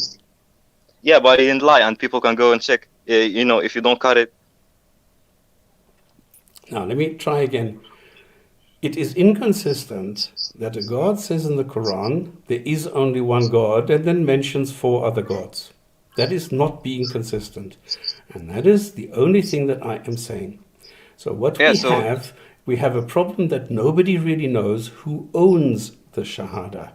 Because we have different groups who are using the Shahada for different things and different goals with different purposes, and nobody really owns it, and that is why there are so many different versions. Like the Shia have a totally different version because they include Ali as vicegerent of God. They include what? So there are Yeah, different Muslim groups who have different they shahadas, include Ali. different beliefs, and different statements regarding their beliefs. Then you The have Shia include the Ali, not different rituals. Sorry, did you want to say something? You said Mu'tawiyya, they include no, they include Ali. If I'm not mistaken, they say there is no God but God, and Muhammad is the messenger of God, and Ali is his witness, something like that. I mean, That's I what I have just really no. said. Yeah, I have really no problem with this Shahada. What's wrong with it? Like they could add literally all the Sahabas. So why are I you bear witness interrupting that me God is then? God. What? So why are you interrupting me? I'm no, I'm just. Oh, okay. So should I like? Okay, okay. Just talk. Just. Great. My goodness. Okay.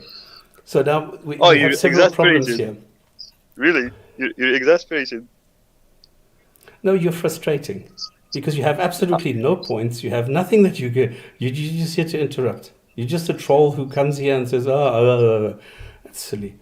Okay, When so did I we're say? talking about rituals. We're talking about the Shahada, which is being used as a ritual. In other words, we've seen this in different videos where people are stopped in the street and they said, yeah, okay, look, this is so wonderful, this is so great. They're being fed some lies, as we've seen in some of the videos.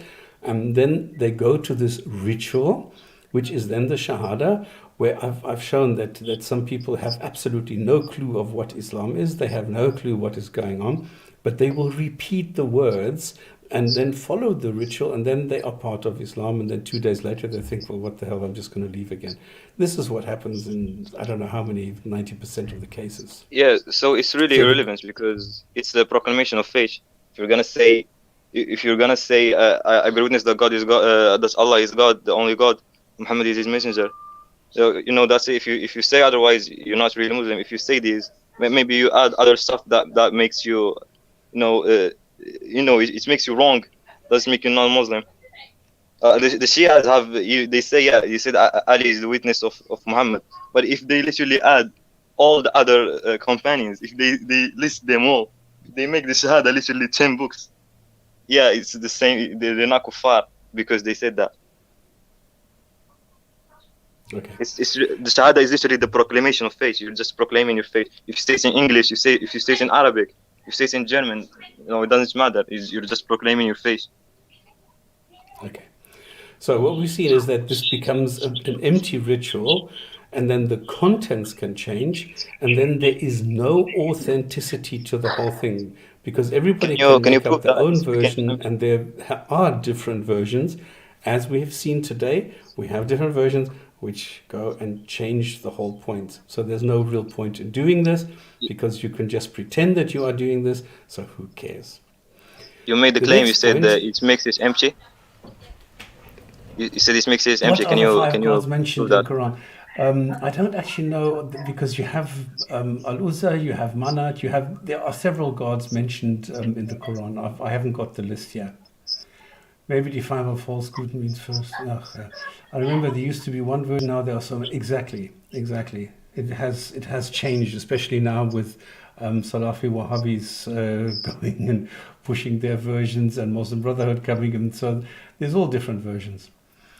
What other gods mentioned? Sorry, Nim, I really, I have the list somewhere, but I don't feel like looking for it I now. mean, This is the I think that advantage if Rob is here, then if V Man are here, then I can go and look these up. But at the moment, I can't. Rob, you mean Asking Rob whose Christian? daughter is Alat according to historians. You know what? Rather don't. He's exactly. I will just leave it. Yo, what's going on? What is Can the you hear me? point of him even calling it? There is no point. This is just to disturb. I have a feeling that our teams get paid for every shahada. Yeah, I went into that when I explained the point system, Yo, because Islam is like a what's going on? pyramid system where, remember in the night journey, they started Is this a with concert 50 line? prayers, and then in the end, when Moses sent him back a couple of times, God then said, well, okay, but you get the 50 points even if you only pray 5 times a day, so each prayer is worth 10 points. They So, allocate certain numbers of you're points, complaining about that? 100 for the mosque, and then 1,000 if it's in the Masjid al Haram. So there's different points. And Shahada, I think, if I remember correctly, is 2,500 points. And then whatever that person does, you are still going to get benefits from it. And this is why it's like a pyramid system. Okay, Are you John complaining or about that? whatever. Did you want to say something? You don't So want to say something. you're complaining that I'm people not get complaining. I'm just giving you facts. no. So you're complaining. No. You're actually complaining. You're crying about the fact that people get rewards from you if you were the reason that they took their shahada. I mean, It's really silly, I man. cry that people believe this, yes. But otherwise, this is just something Yeah, you can keep that's... crying. We're growing. We're growing literally in UK alone, 100,000 per year. I mean, you can keep crying. It's not gonna stop. And yeah, and you're Christian, right? Right, you're Christian. Christians literally lost 66 million, adherents in the last 40 years. You know that? You know how sad that is. No, I think that's great. Yeah, it's very great that you're losing so many numbers. Just in the last 5 years, you lost like 13 followers. Now, why the Yeah, and fuck would you think that I'm a Christian? I mean, you talk like What one. is wrong with you? You talk like one. I talk like a Christian. What does a Christian talk like? No. Is this Stop Spamming or some other guy? This is Stop Spamming, yes. I mean, this is very confusing. Like, were you playing a cassette right now? What was I playing? A cassette, like a recording or something. Was I playing a recording? No, this is me. Okay, that very weird, man. Okay. Listen, Okay, why don't I you, thought someone joined and he was talking. you joined and you're talking. Yeah, I guess. Why don't you mute yourself, and if you have something to say, then you contribute. But if you don't have anything to contribute, just shut the fuck up, because it doesn't make sense. You're just making a fool of yourself at the moment. So Okay, just coming from mute you yourself. doesn't have any Mute value. yourself until you Okay, have I'll something to mute say. myself. Thank you. Yeah. Forward. Okay. Welcome, Epic. How's it going? Hey, I'm fine. Happy New Year. Best wishes No, don't from say the that. Netherlands. Oh, sorry. You said the same thing a year ago, and look what happened. Oh, I'm sorry. This was my fault. I really tried. I apologize. This is my fault. I'm so sorry. But this is my standard reply at the moment. When everybody says Happy New Year, I said, no, you said that a year ago. Look what happened. Okay. Never give up. Always keep trying, right? Exactly. But so far it's been good, yeah. Yeah. I was listening to this to the stream, and I've noticed you were talking about the Shahada, and indeed, that's a very good point. It's a very good point. Why include other gods, quote unquote gods, in that same book with the same ayats? And why would you do that if you are the only one? Why talk about every other god in existence or non-existence? If it is fake, don't talk about it. We do not speak about fairy tales, right? The only purpose I see. It goes even further, because if I was just getting to the ownership of the Shahada. Now, the Shahada is just a declaration of faith. Okay, I believe something, and I believe that there's a God. Now, if you bear witness, you're making a false statement. So you can only say, okay, I believe there's a God. Okay, cool. But it's on, like we said, you can't falsify it, you can't verify it, so it's on faith. Faith is useless. So I will never believe what you believe until you can back that up. So if you say, well, yeah, sure, there's a God, well, there's no evidence for it. There's a Muhammad, well, there's no evidence for it. If you believe those things, that's up to you. That's fine. But now the difference is in the nuance, the way that it is being presented. And this is where it gets critical. Because remember, there's the story between Mecca and Medina, where in Mecca, Muhammad was still small and fragile, and he had to suck up to the other people, where in Medina he started getting stronger and stronger, and now he could dictate and he could do the rules. Now, the funny thing is that the Shahada has changed in different ways. Because in the beginning, and remember this is also going into the Dawah, is it come and join us? The way that it was done in Mecca, pretty please, we are making sense. You with the 300 odd gods are not making sense. My God is better and stronger, and therefore we should do it. Or is it join us or die, the way that it was done in Medina? Oh, our Muslim friend has left us. Okay. Oh, that's a shame. I wanted to ask, but continue, please. Pushed the wrong button. Welcome back. So the question that we need to ask is, what kind of a Shahada are we accepting? What kind of a Shahada is the Muslim using Is it come and join us, or is it join or die? So those are the two alternatives, and this is the way that it is being used, for example, in ISIS. This is exactly what they did. If you went there and you said, well, I want to come and join you, and if they asked you then, okay, well then this is the proclamation of faith, go ahead, follow me, do the ritual. This was exactly the way that it is being implemented today by militant groups. If you are not a militant group, it's very different. And this is the difference that we need to be aware of, and that is where the belief is at the moment, which is being shattered by the facts that we see in reality, where the belief is what the Quran says. Remember, we said there are 6 articles of the creed, the Aqidah. One of them is the Quran, that the Quran is the literal word of God. Second, that it is correct, there are no mistakes, there are no contradictions, there are no inconsistencies. And this is now blown out of the water when we see that all the claims made in the Quran are not actually correct.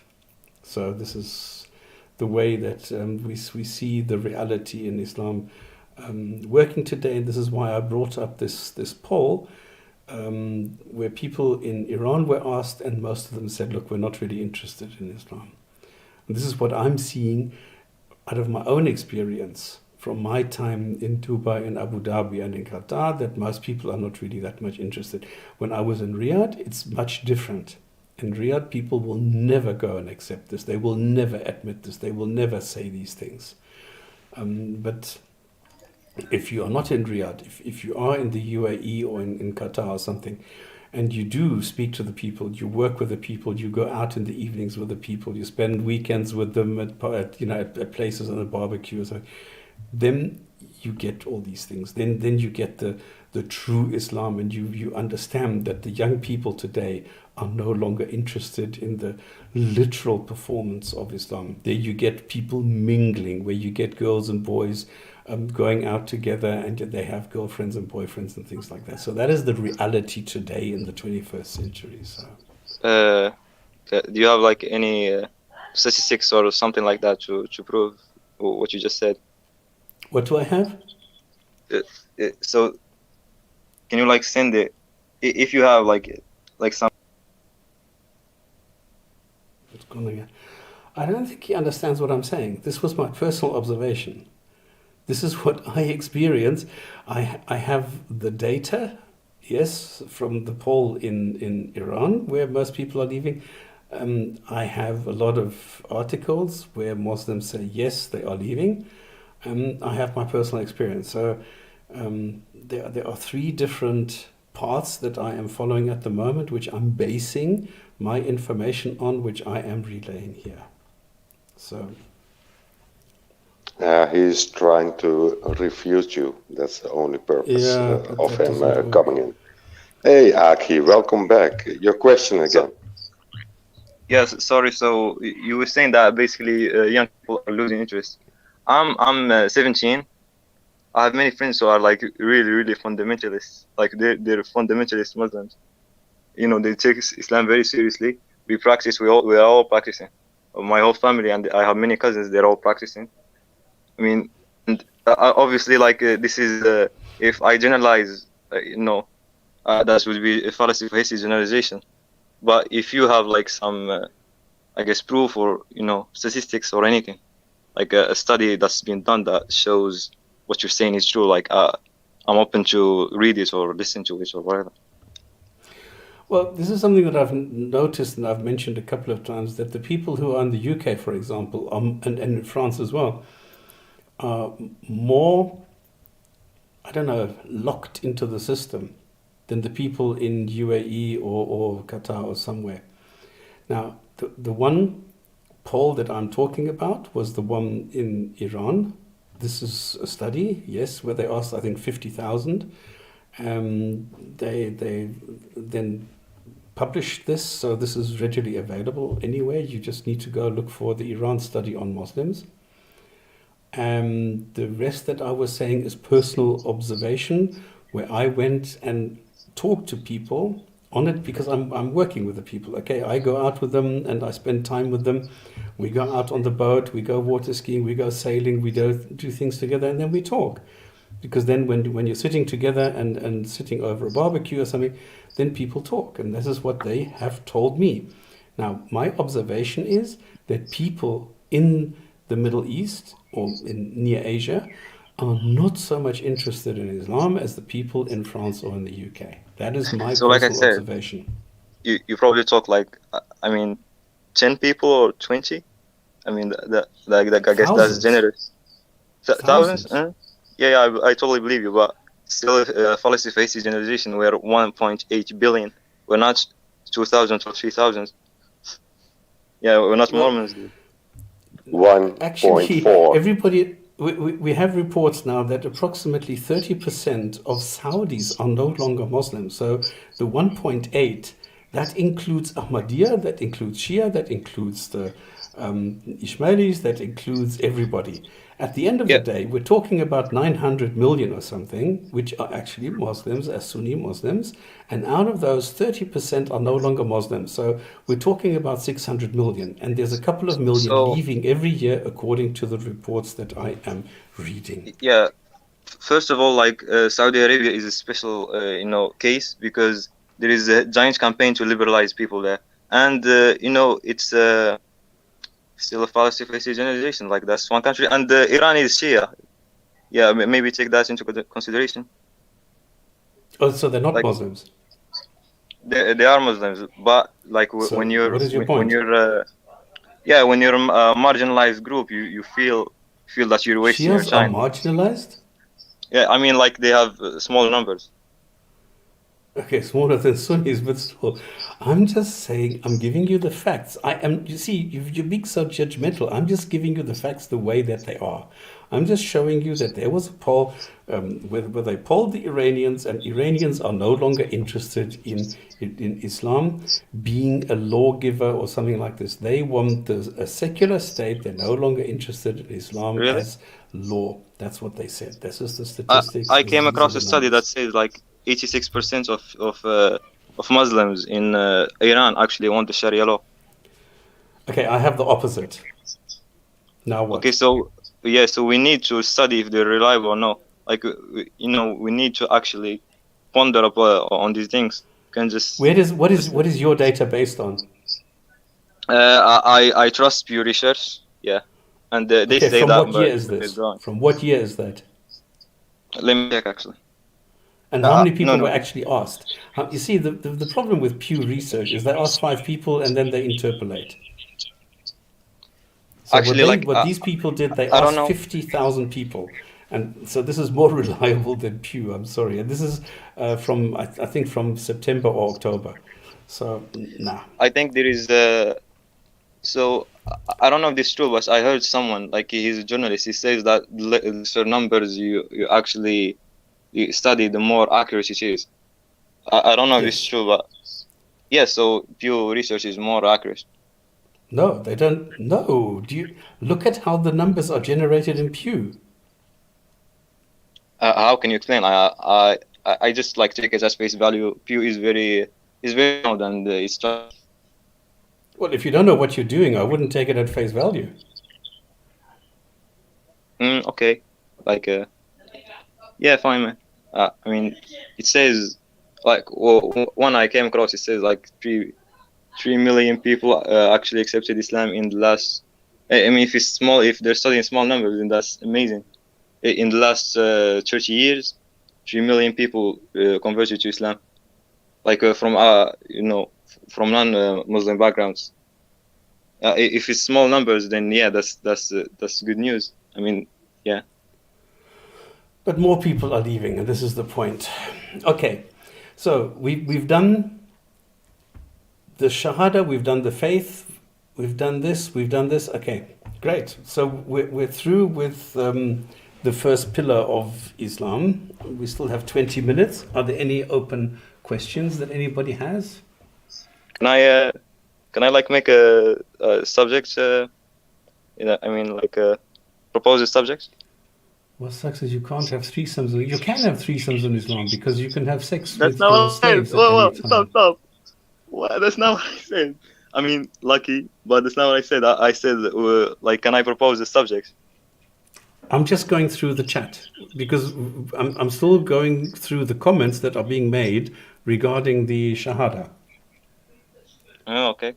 I guess we have Shayukh there. Okay, then we have any other questions, any other comments on this? Then, if not, then we can have a change of subject, no problem. Okay, all right, there's nothing else. All right, take it away. Okay, we are now officially finishing the topic of the first pillar in Islam, which was faith. And now we have a Muslim caller who is proposing a change in topic and wants to bring up something else. Go for it. Thanks. So I want to ask you about truth. Like, why is it valuable? Or why do you think it's valuable? Can you prove it's valuable? Yeah. Sorry, I didn't understand what is valuable. Truth, truth value, no? Truth. Yeah. Like, I guess being truthful. Yeah, being truthful. What is truth for you? What is truth? Truth is objective, brute facts. Something that cannot change however you try. Okay, so were the people 5,000 years ago who said Earth is flat, were they telling the truth? They were trying to tell the truth, but they didn't. They were not accurate. But science itself does not claim to tell the truth. So, they're just saying what they think is the truth. Okay, you're not answering my question. The people 5,000 years ago who said Earth was flat, were they telling the truth? No. No. So were they lying? No. Okay, so which is it? Yeah, they were saying something that they thought is the truth, but it's not. It's false. So there are different variations of truth. Are you kidding me? That's not what I'm saying. I'm just saying that people think they say the truth when they're not. Okay, so what you said truth is absolute. Yeah, 100%. Okay, but now you're saying no, they thought they were telling the truth, but they were not. So truth is not absolute. They are stupid, limited people, and they don't know what they're saying. But truth still stays. No, it still stays up there. It's metaphysical and it's brute. It doesn't change. What you've just done is you've actually come closer to the definition of truth that you are aware of, because truth is totally subjective. Truth is only what represents reality according to the knowledge of the time that is available to you. That is what truth is. That is a definition of truth. So if I am telling the truth, this is what I am aware of at the moment. If I do not know any better, I'm not lying, but I'm telling the truth according to the information that is available to me. That is what truth is. So you said truth is subjective. Do you know how grave this statement is? No, it is based on the perspective. So, and your perspective determines your reality. Exactly how he said it.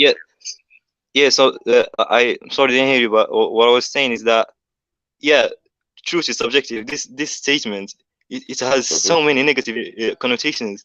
Like saying it is just pure cringe, man. Like I could just say right now, removing my pants and going outside is true for me, so I should go down with it. Yeah, why not remove my pants and go screaming outside, screaming. But if it determines your reality, and if you just said, okay, so many centuries ago people thought the earth to be flat, now we have science and reality. We can observe it, test it again and again, and we came to the conclusion the Earth isn't flat. Do you agree with that? Yeah, but I understand. But what people think is irrelevant to truth itself. Like I can think that's literally a ball. Yeah, let me give another example. I can think that 1 + 1 = 3, for example, but that doesn't make it true. I'm just thinking it. It doesn't have, you know what I'm saying? That makes it your truth, only not reality anymore. So what I'm saying is that basically truth is independent from people's thoughts.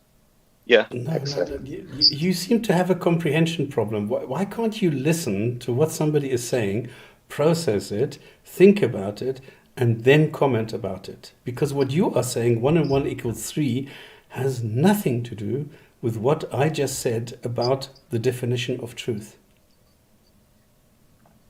You know, you said truth is subjective, no? You take it back? It is subjective, yes. Yeah, so I can say 1 + 1 = 3. It's subjective. It's true No, for I me. said it is subjective that's- depending on the knowledge that is available to you.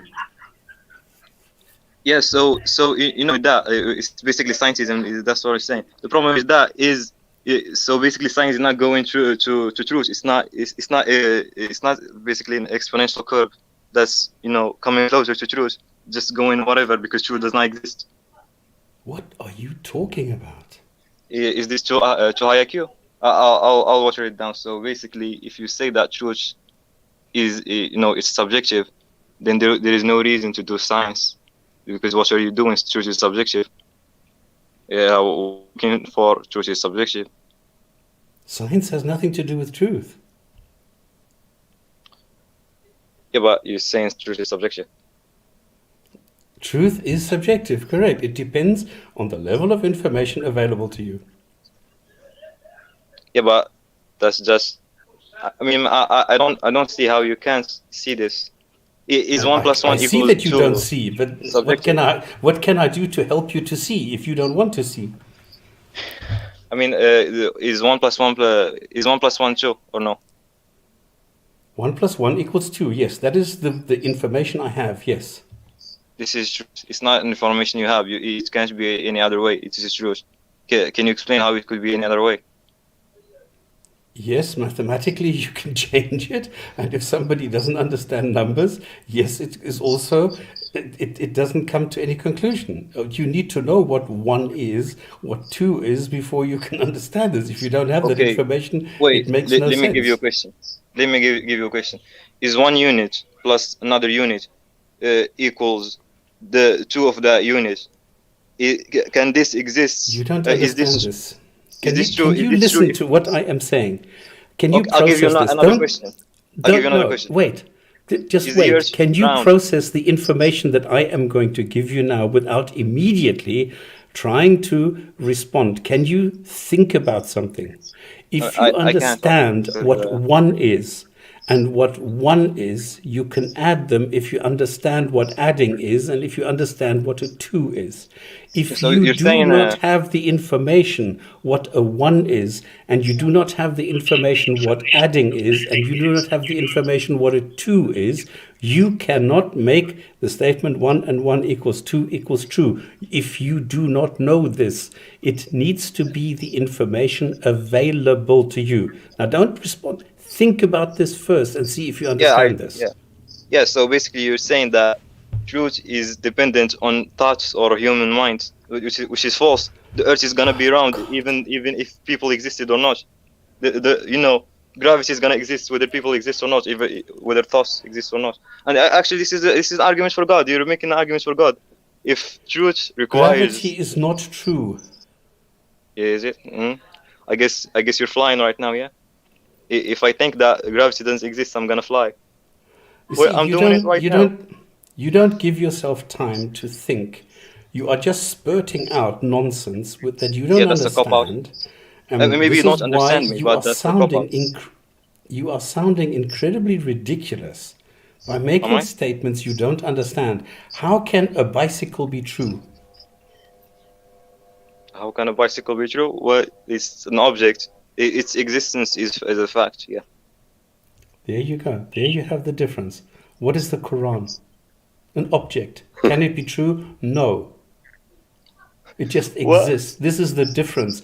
Gravity is not true. It is just something that exists. It's an object. Okay. So that information can be true or no.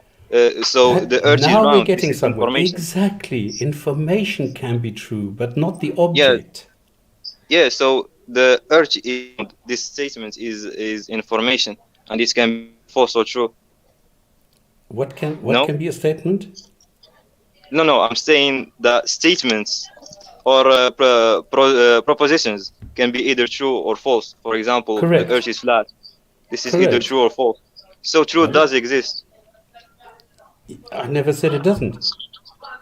Well, really? You were saying that truth is subjective, like just 10 minutes ago? I didn't say it doesn't exist. I said truth is subjective, yes. Well, that means it doesn't exist. If it's not objective, it doesn't exist because truth is by definition objective. It transcends human thoughts, and it transcends even the existence of human. It does not. It is subjective, but nonetheless, it still is, because you rely on the information at hand. Now you have the Quran, Al-Quran. You are a mu'min, yes? Aki, so listen to me. You call this book Al-Haq. That is the truth. There's a right? difference between there's a difference between induction and deduction. I agree with you. Science can never be true because it's always changing.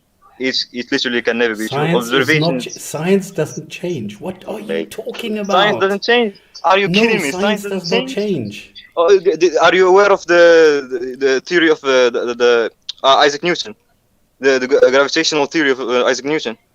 Are you aware of it? They are laws of gravity. This is Newtonian. No. Laws of gravity are you are observation. babbling like a child. No, I'll tell you. Quiet for 10 seconds. No, I'll tell you. So Isaac Newton proposed a theory, which is the gravitational theory, that he basically said that gravity is a pulling force, and this was a theory, scientific theory. It was widely accepted. And Einstein came after him and disproved him. He basically proved that actually gravity is a pushing force, not a pulling force. Earth is not pulling you; it's actually the sun that's pushing you.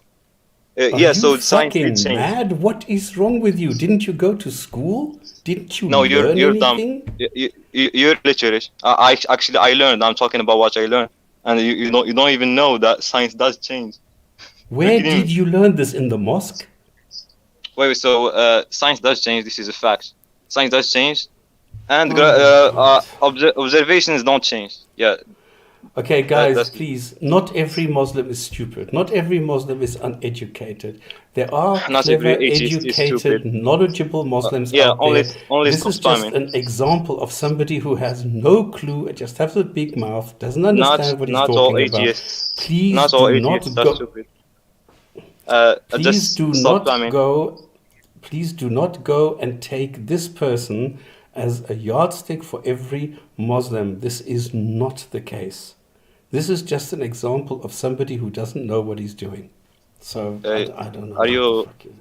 I'm feeling salt coming from you. Are you being salty right now? I mean, I'm sorry. I actually destroyed you.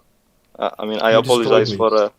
Yeah, I know. I apologize. I apologize for presenting an actual challenge to your stupid ideas. I apologize. Can I challenge you?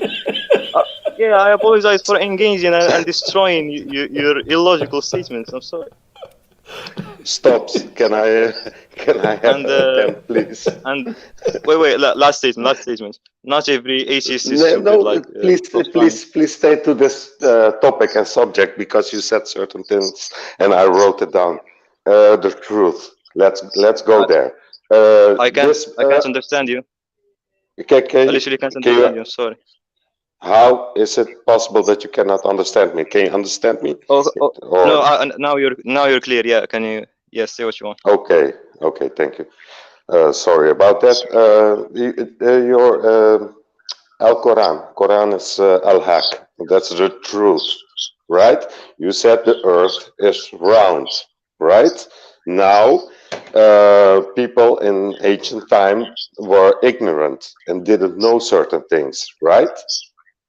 Now we have a whole lot of discussions online, offline. You must have heard something about that, also from your family members. But have you ever heard of this, my friend? In the Quran, it's very clear that the Quran, that Allah said to Jibril to say to Muhammad that the earth is flat. Yeah, actually that's false. There is a verse that says يكور الليل على النهار ويكور النهار على الليل. There's a verse that says God basically turns the night around the day and the day around the night. And the word in Arabic is actually kawara, which means to render into a ball. So God is basically saying that Earth is round. No, That, it means it follows each other. yeah. It So you're actually right. other. Like you're actually right. The Quran could be interpreted to say that the Earth is flat, but that's not the consensus of the scholars. There were like I think 47 scholars, classical scholars. 7 of them said the Earth is actually flat, and 38 said that the Quran actually says that the Earth is round. And Ibn Taymiyyah, massive classic scholar, as you know, he called consensus on this. He called consensus that the Quran, the scholars say that the Quran says the Earth is round. Epic, let me ask my standard question. Yes. Can you please provide one single, just one, don't say everything, just one single statement from the Quran that is correct and verified for us? Okay, so I'll give you a miracle if you want.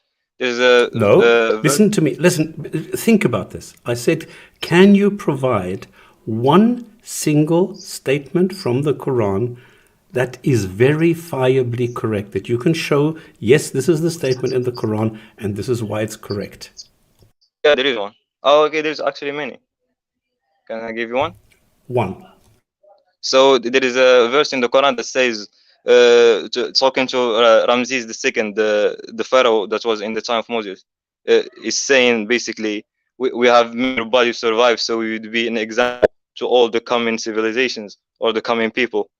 And yeah, if his body didn't survive, then that would be false. If it did, then that would be right, and it did survive. Literally, look up Ramses II mummified body. It's largely intact.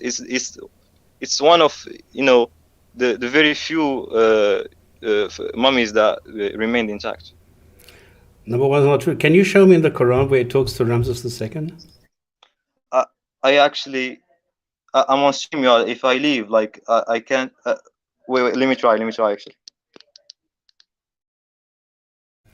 Okay, just for information for everybody else, Hello? There is no mention of any pharaoh in the Quran, and there is a contradiction in the Quran because it says everybody was killed, and in another version it says that Allah saved the pharaoh in his body, which is not correct. We can What do you mean find the not correct? story in I can the show you a picture. Apocrypha of the Jews, which show that Pharaoh was saved and then sent to Nineveh together with Jonas. This is a story from the Apocrypha from the Jews, and this was copied into the Quran as one story, which is a contradiction to the other version, which says everybody was killed. Stop spamming.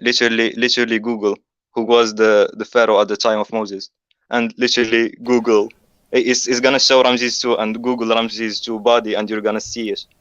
Google is not the Quran. You made a claim. You said that the Quran says to Ramses II, and I would like to see this in the Quran.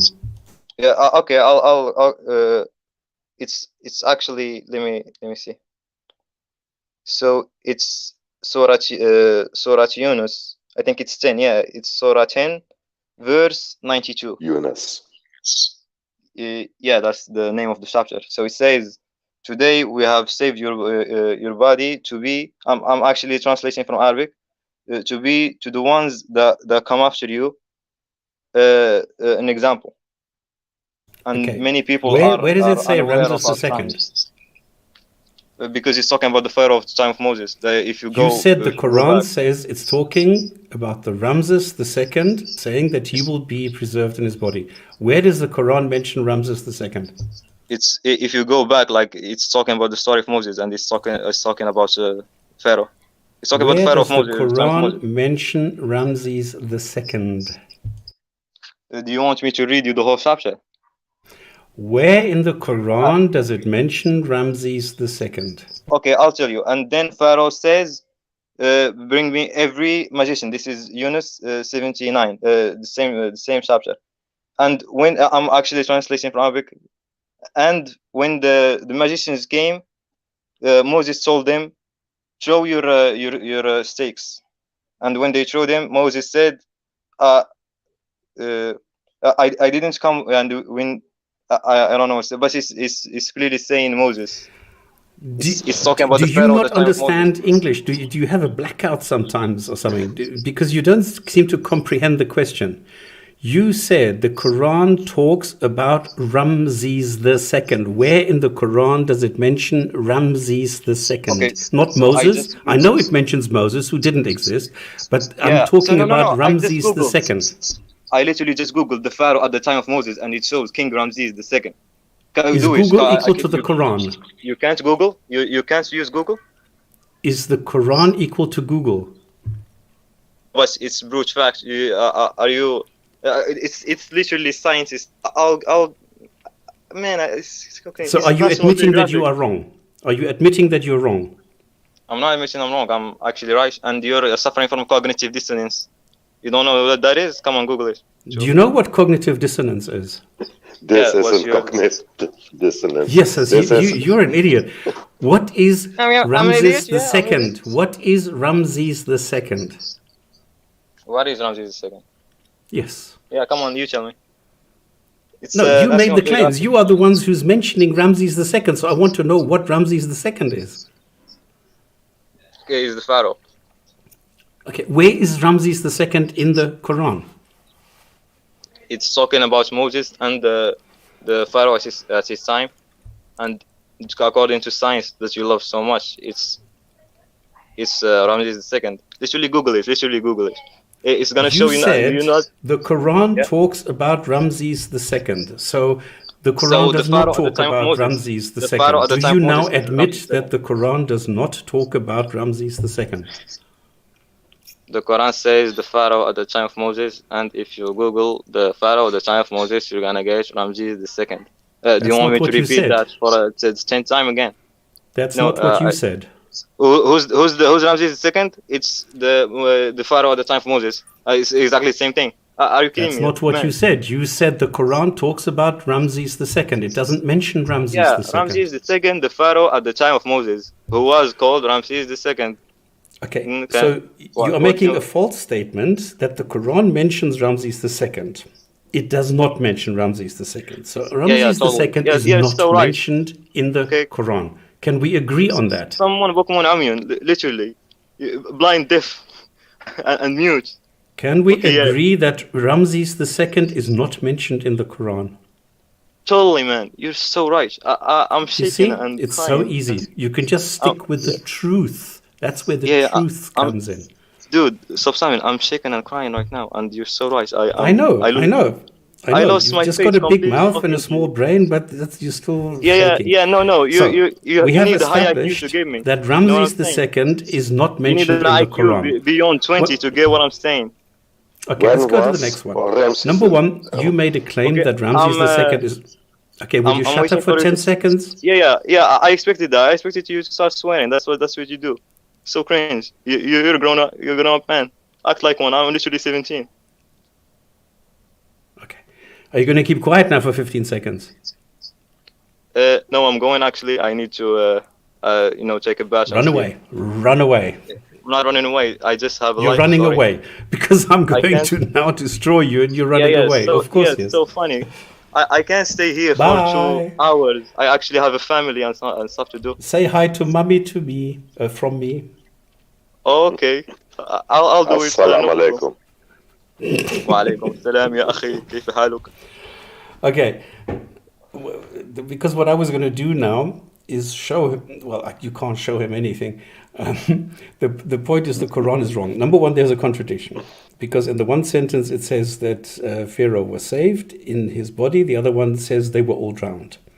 If it says in his body, and we look at the mummies, number one, we don't know which Pharaoh is talking about because it doesn't mention which one. It just says Pharaoh as a name because they thought Pharaoh is a name, not a title. The second thing is Ramses II was not saved in his body because there is no body left.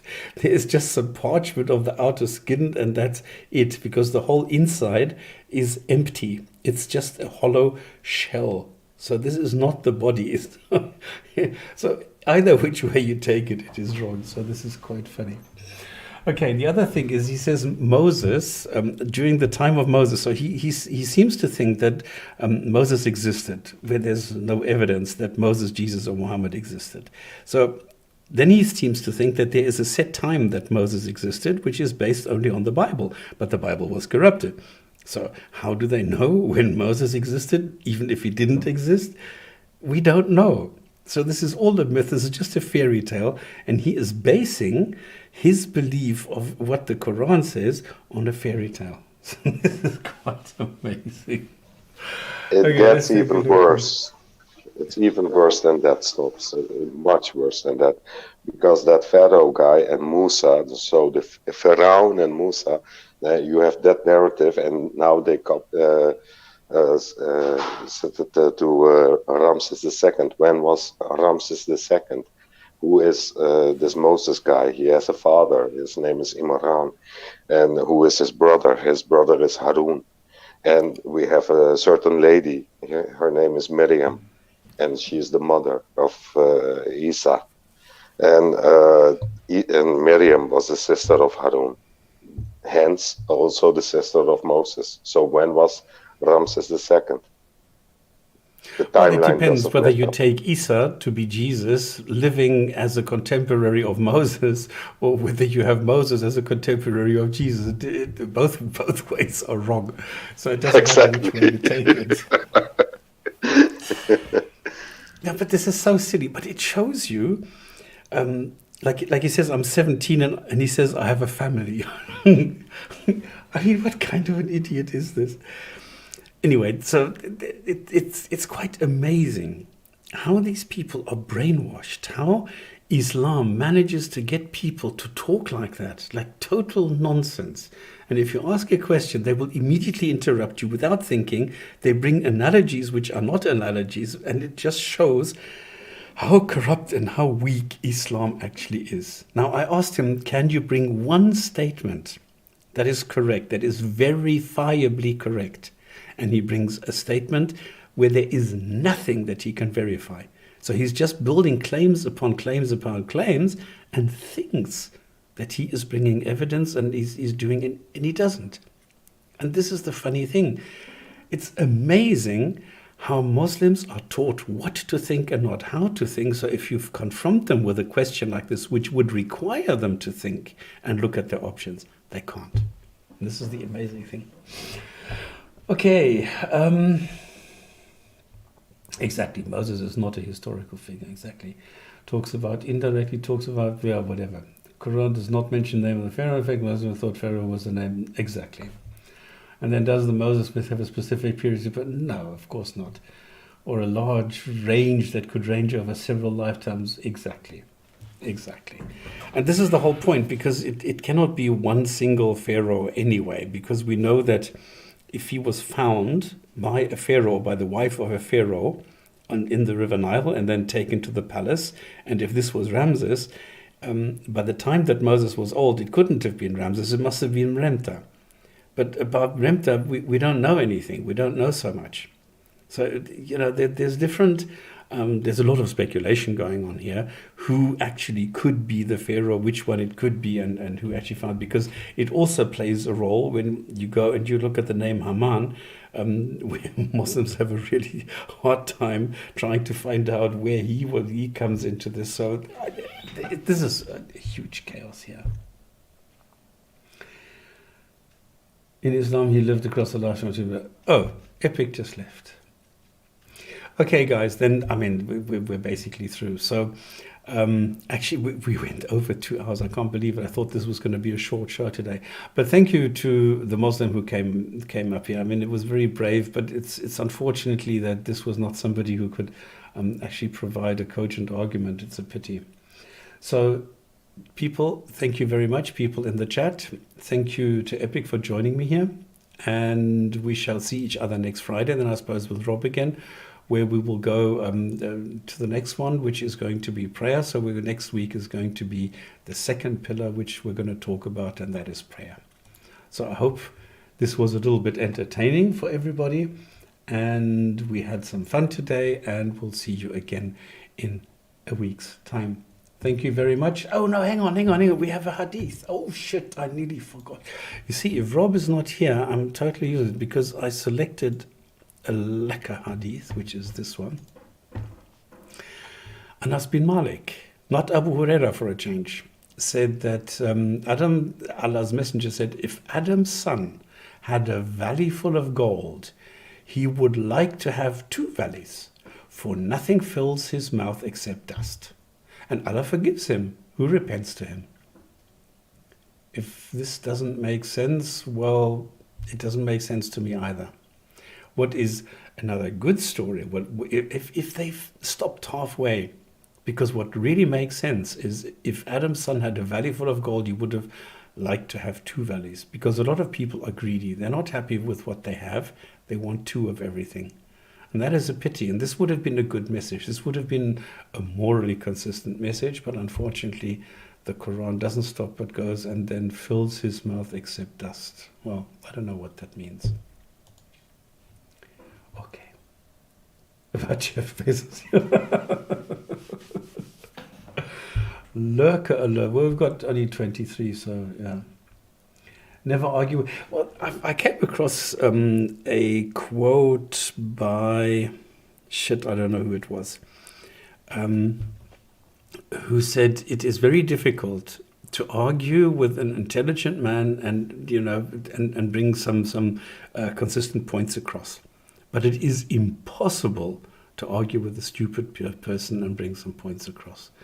And this is a very good quote. I actually need to find who that was and what it actually says. Because I can't remember. If you can argue with it. No, it's tough to argue with an intelligent person, but it's impossible to do this with a stupid person. So something like this. So this is quite funny. Okay, guys, thank you very much. This was the Gin and Tonic Show for the 1st of January 2021, the first one in the year. See you next Friday. See you then. Cheers. Bye-bye.